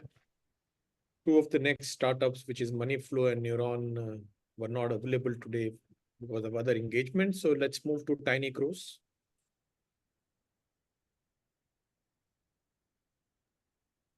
Hello, is my screen visible? Yeah, if you can put that in a slideshow mode. Yeah, sure. Go. Great. Yeah, so basically, Tiny Crows assists businesses in rapidly fortifying their security posture. Why we started this company to address, businesses, to address the challenges business face in securing their critical infrastructure and applications. What our company offers, we provide expertise in securing applications and product. How we are different from other service providers in the market. We actually focus on the shift left approach, thus ensuring security by design. Uh, and this is where the industry trend is going in terms of application security. So if we see, the recent IBM data breach report that says, integrating security in development lifecycle is the best proven record of, saving a company from a data breach. Even security standards like ISO 27001 revised edition 2022 says that including secure coding as a technology control is must. So about myself and Supreet, so we are the co-founders of Tiny Crows. We have Sanjeev as mentor at the company and IT Cohort. Yeah, we are B2B company located out of Pune, started last year. So yeah, that's bit about it. And then we are bootstrap, pre-valuation, monthly revenues is something I'm not sure to share of as of now. Team size is 8. Any questions for me, please? Started last year, 2020, 22, 23. How many founders and co-founders you got? So basically, we are 3 co-founders in the company. One looks for the business incorporation and the details. He is running his company from last 25 years. We two are mainly in the side of running the business, do the technical implementation, understand sales, marketing, all the aspects basically. How many customers do you have so far? So we have till this point we have served 5 clients. Yeah.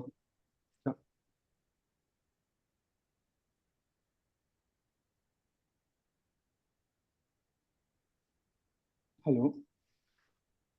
Am I audible? Yeah, I can hear you.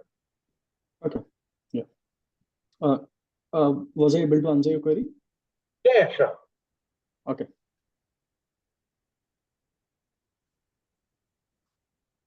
Anybody else? Okay. Thanks, Vibho. We have the last startup for the day, Vav Energy. Vaibhav. Hi. So Vav won't be able to speak. He's at a customer site right now. I'll be presenting on his behalf.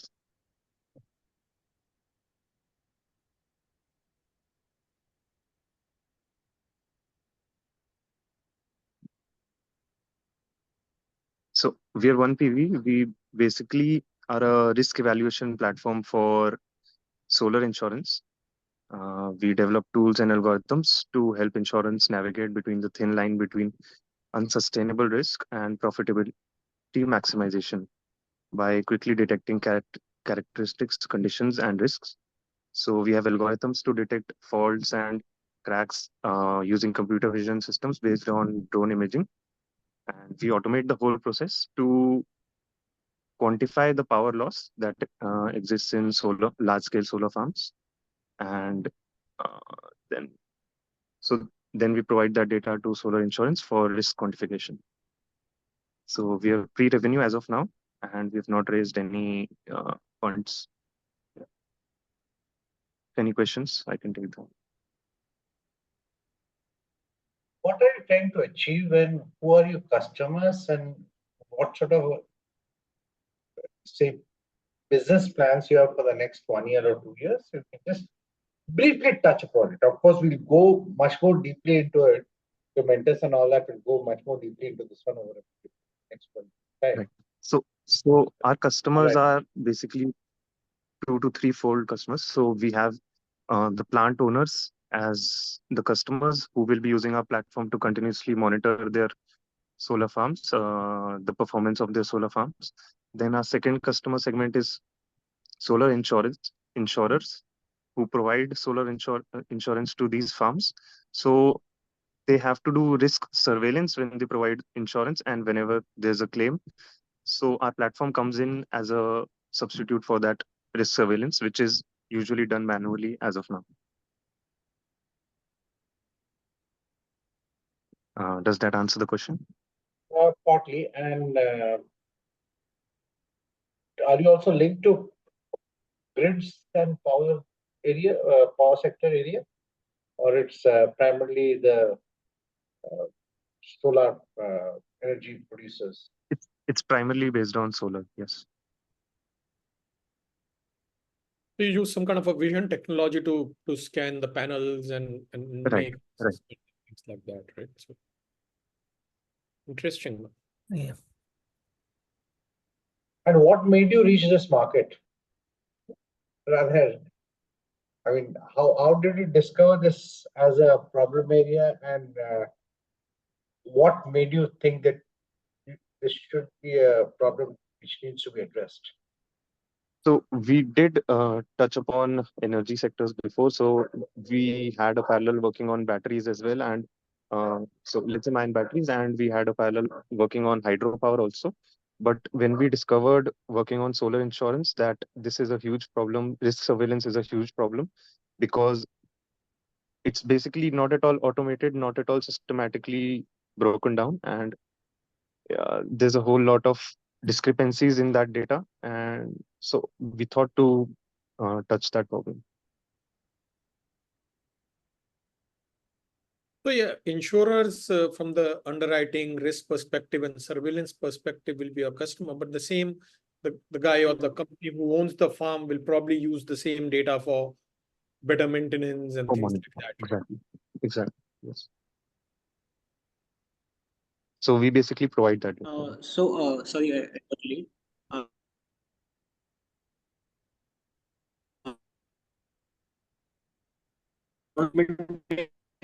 Evaluating the field of energy, you are evaluating what would be the most riskiest part of it, and you were very clearly able to see that solar projects have a life of 25 to 30 years, and that's a very long horizon. And to give insurance products, someone who is able to evaluate this on a continuous basis. So we wanted to bring data to, and that's how we found a correlation between the wind and the performance of these solar plants.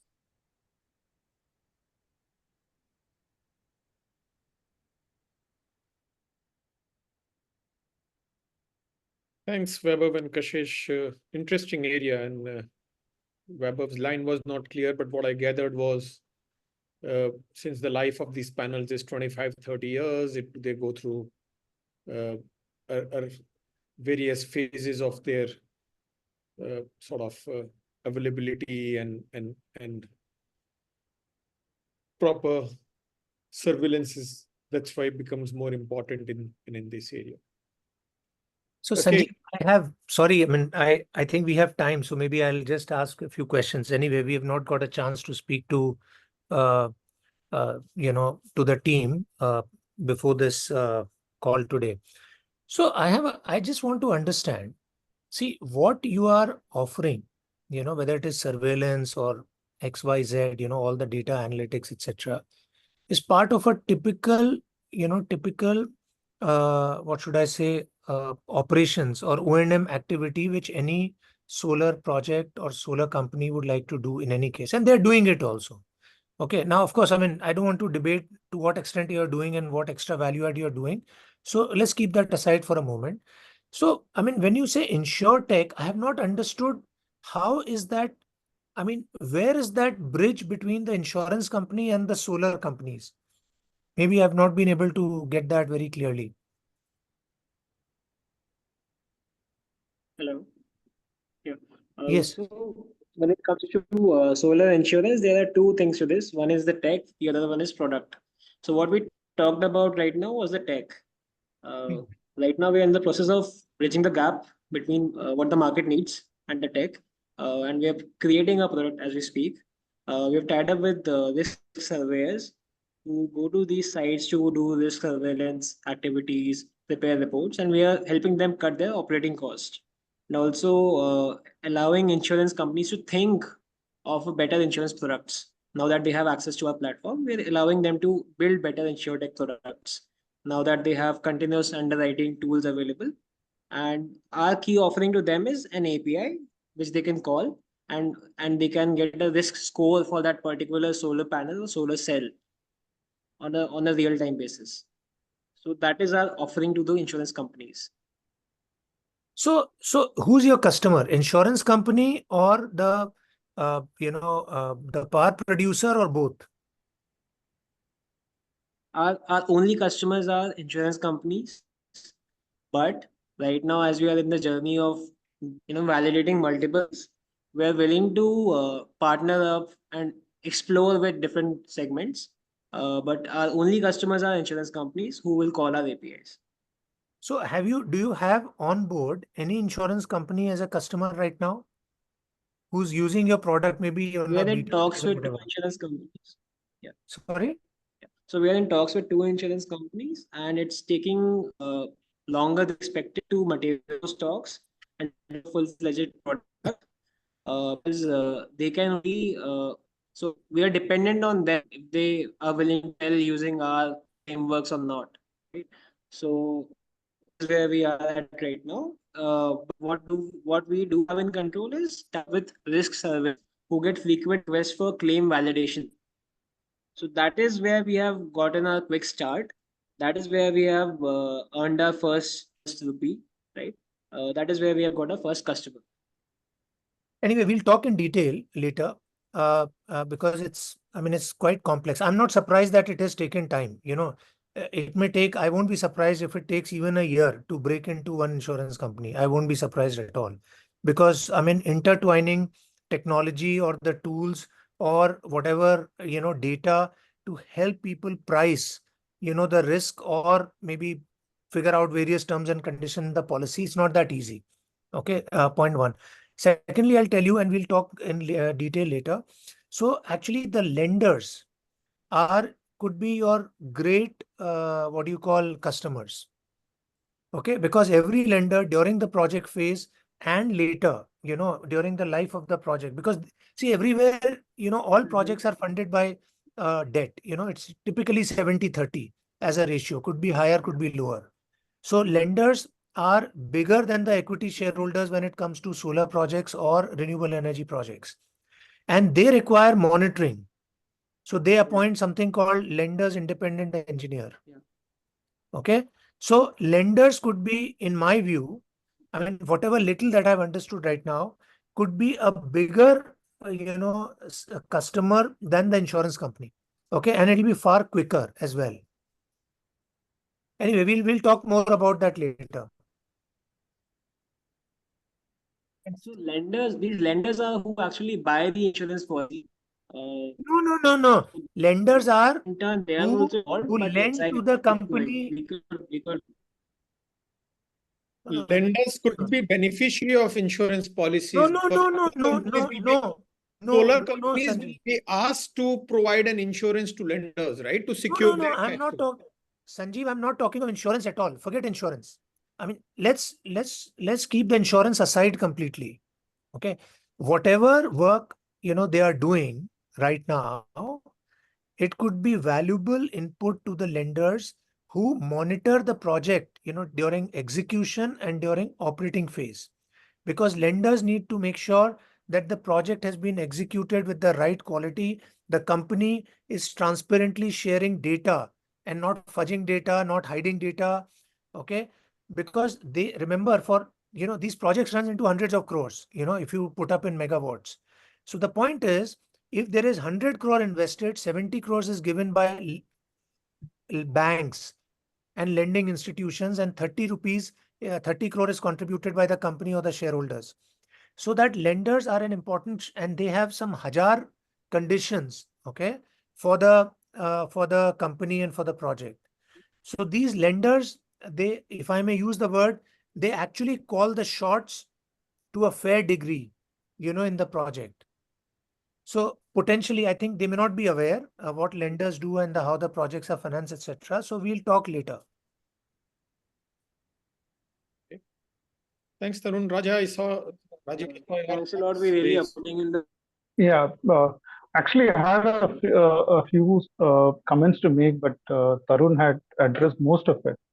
One thing I want to say, Vaibhav, is that you have a fantastic product. I think there is a great deal of interest in it. I have a little bit of exposure to renewable energy sector.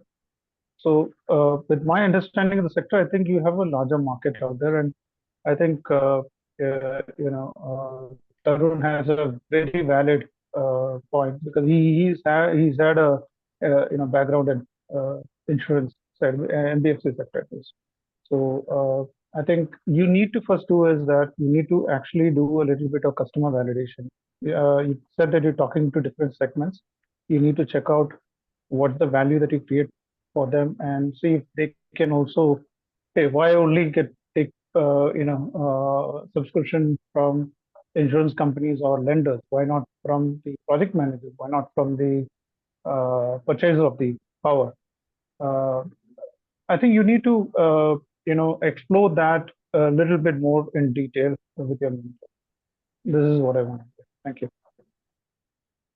I think, Rajiv, valid points you and Tarun have made. I mean, if the same infrastructure can be leveraged more for multiple stakeholders, why not? Okay, so we've had all presentations here. I leave the forum open. Any of the founders, if you have anything troubling you, anything on mind, this was our first session. Any comments? Feel free. Maybe one startup still doesn't have a mentor assigned, right? That's Gerops. That's right. Yeah, okay. So we're working on that. Let me come back to you. Meanwhile, continue your good work. We are on the job on that. We should be able to. Others have their mentors on board. So I hope you guys have already started discussing. So please be aware of what's going on Calibre. That is a way forward. Right.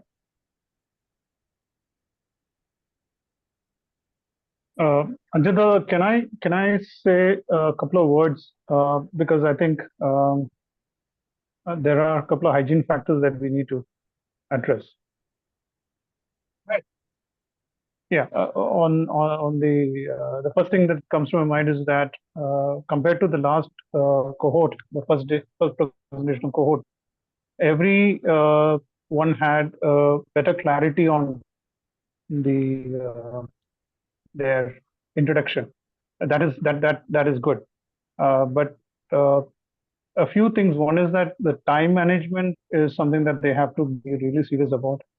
Don't try to waste time. So when you come for the presentation, one is never use Google Slides. Have your deck ready on your screen even before you share the screen. Have it in a slide share model, maybe convert it into a slideshow, and then open it up. Because when you do that, even 30 seconds, 1 minute matters, because that will eat into the Q&A time and the interaction time. So please try not to waste that. One most important thing I want to say is that everyone here, the organizers, the core team, and the mentors, they are donating their time pro bono. Please respect that.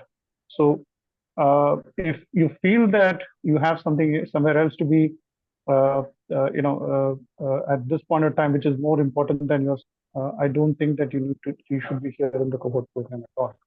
Everyone should be there because most importantly, if you need to survive beyond this first few months, you need to have your foundation, your fundamentals right.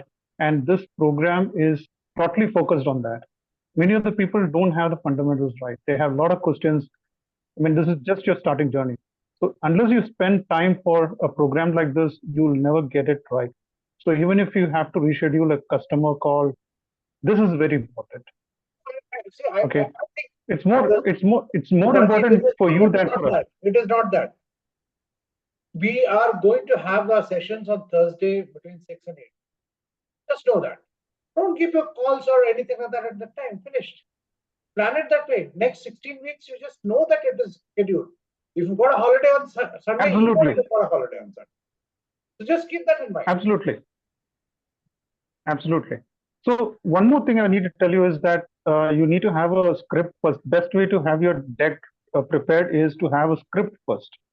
And then you make a deck. It makes time. You'll be able to save a lot of time in that. And try to stick to the template that is given to you.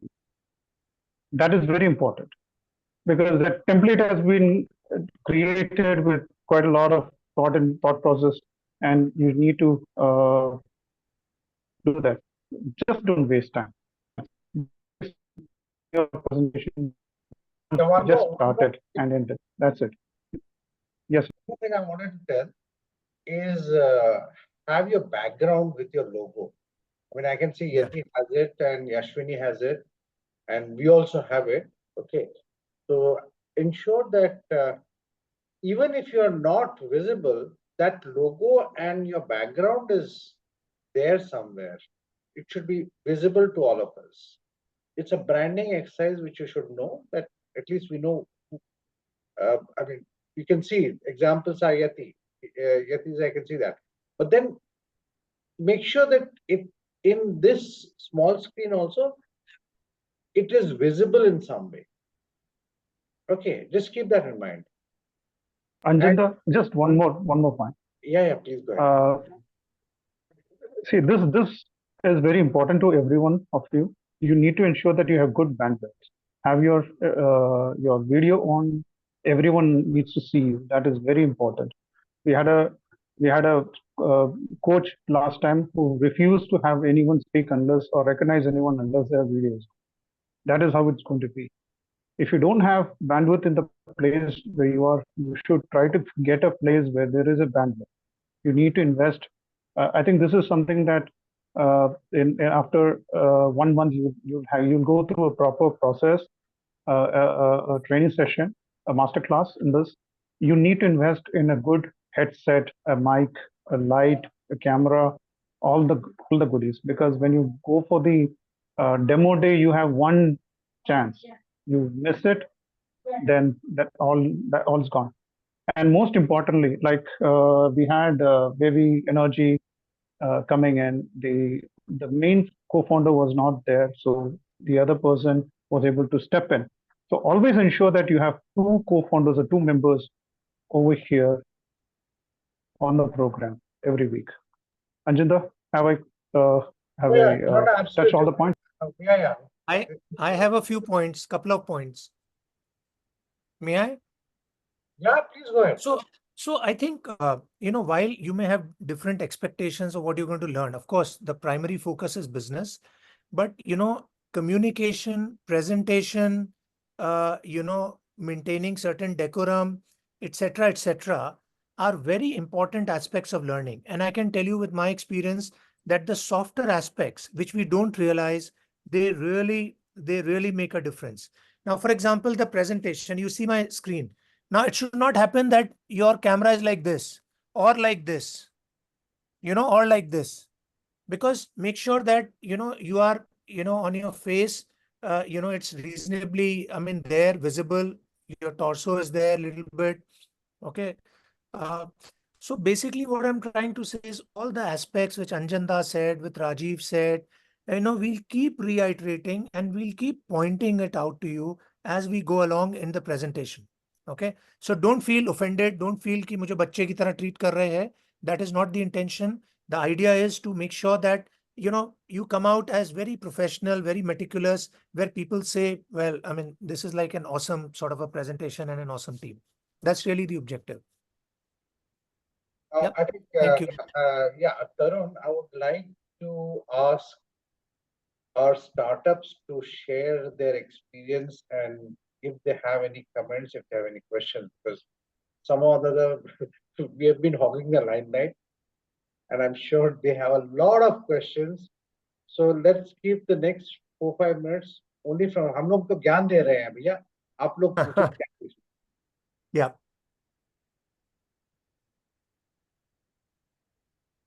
Yeah, we have 12 minutes. I mean, until 8 o'clock. So. Yeah. Any questions? Please feel you can ask any of us. We'd be happy to take it and let us know. I mean, sure. If you ask it here, it will help everyone and probably the person who's trying to resolve it, because then he doesn't have to do one by one. But otherwise, you can take it up. I'll just give one suggestion. See, I met a senior alum from IIT Bombay, today. He's 69 graduate, 1 year before I was born. I mean, and the phone he picked up, I mean, I was like really skeptical, I was very respectful and all of it. The way he spoke to me on phone, it appeared as if I know him for like 30 years. And he's like my bum chum. So there was, the ice was broken instantly. Not that I started calling him by his first name, but what I'm trying to say, don't treat us like teachers or principals or some, some old, Buddha Khusat and all that. I mean, we are alumni. Just because we look like Buddhas. Just because we look like Buddhas. So, I mean, I think we'll try to be reasonably cool, as much as we can. Okay. So think like an alumni where, there are no barriers and you can freely communicate. Okay. There is absolutely nothing in between. So go ahead and ask questions. Don't hesitate. Praveen, your hand is raised. Go ahead. Just one simple logistical thing. So in Calibre, when I'm downloading that document, it just doesn't come in. I don't know if everyone had this issue or it was just me. It shouldn't be there, to be honest, Praveen, because I downloaded the presentation template this morning and it did happen. So yeah, the template works. So there's this document that's uploaded saying Cohort 11 introduction, which is, so I get two resources. One is like week 0 and then another document, and then but I can send this separately to you and then if you can send me a message or a Kshitij a message, we'll try and resolve it. Otherwise, reach out to Umesh. He obviously owns the application. So and if there is really a issue with app, he'll thank you for fixing it. Yeah, you can send a mail to umesh@iitstartups.org or put it up on the C11 WhatsApp. The other quick question I had is Calibre and all that.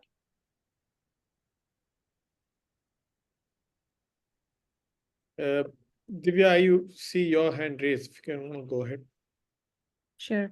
Thanks, Sanjeev. So I really want to thank everyone. I feel like I've found my tribe, and I'll be super happy if we can get very concentrated feedback when we are presenting. So let's say, and here certainly.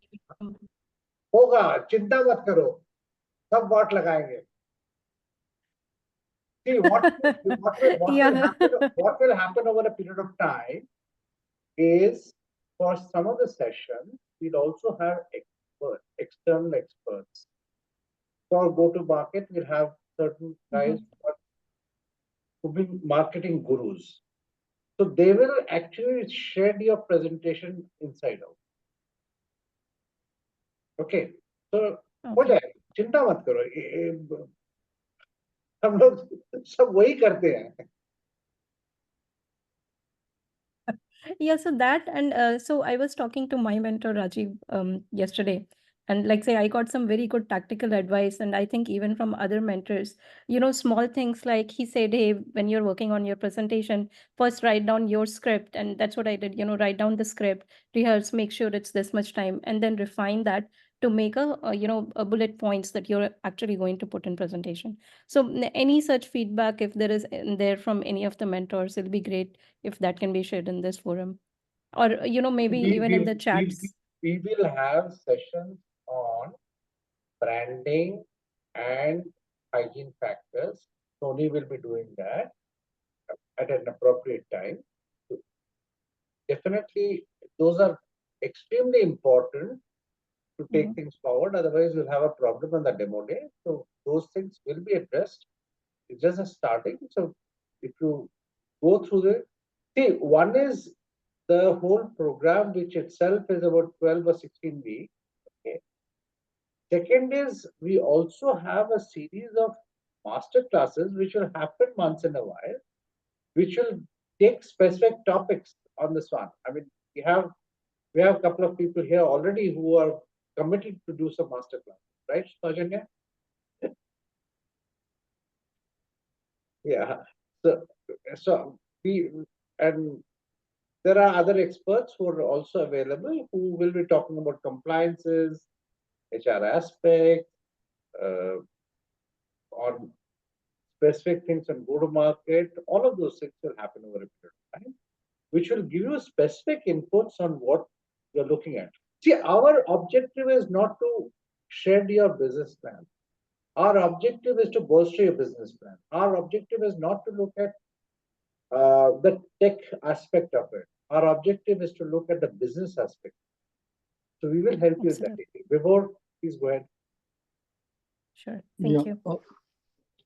Thanks. So I was asking, maybe do we do some sort of LinkedIn flyers, or maybe something related to I attended this IT Cohort event this Thursday and this was the learning for me, things like that. So we can market it on our portfolios or profiles, get it network. Just remember, this is your own platform. If you feel there is which you want to only thing, remember that don't float any confidential information, because that obviously there will be a negative effect. And what is important for all of us is to take this platform to as many IITians as possible. So we are always marketing for the next cohort. So if you have people who are interested, they can start applying for the next cohort, and then that's an ongoing process for us. Anjan, can I just make one point? Just want to respond to what Vaibhav said. Vaibhav, this is a very prestigious program. We had about 200, 300 people applying for it at every cohort. So getting into this itself is an achievement. You should maybe, if you're in USA, you would hire a aircraft and put that banner across the sky, or buy a hoarding saying that, we got into IIT Startup Cohort 11, announce it wherever you want. Do that. Put it on your website. Put it on LinkedIn, Facebook, Twitter, wherever it is. Announce it. For investor presentation, you can put that you're a part of this cohort. Why not? It opens a lot of doors, So that is great, and you'd be surprised. We had some people talking about this, and people just approached them with help and advice, and even started talking to them about being their customer or collaborator, whatever it is.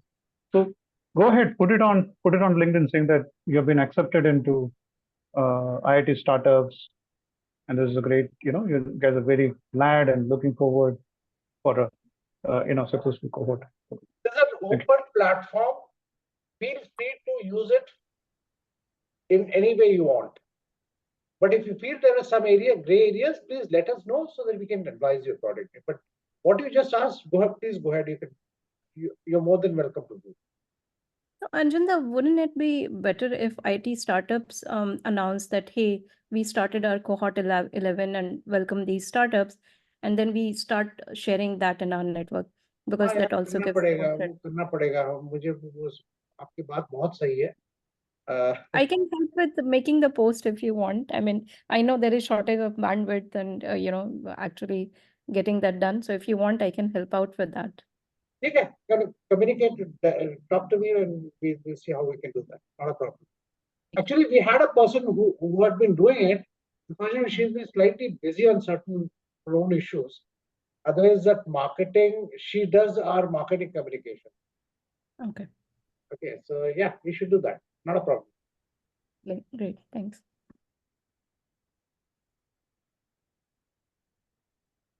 Anybody else, or should we finish the session today? Oh, before your hand is up, or but you, I think you've already finished your listening point, right? Yeah. Oh, sorry, I'll just load in. Right. So Sanju, over to you. So thank you, all the mentors and founders, for making this an interesting session. By tomorrow, you will get the work for the next week, or the course plan for the next week, which will be on value prop and customer. We want to start getting into interesting space from there on. I mean, it was more about knowing each other today, breaking the ice. Wonderful session, and look forward to seeing all of you on next Thursday. Thank you, Sanjeev. Time, rather than 5 minutes after that. Yeah. Thanks, guys. Thank you, everyone. Good night. Thank you. Thank you, everyone. All Weekend the is best. not too far off. Enjoy your Thank week. you. Thank you. Good day. Thank you. And yeah, of course, please talk to your mentors as soon as possible. Huh? Whoever has not done so. Yes, since I have spoken to both my companies, I forgot that. Right. Okay. Sure. Yes. Bye.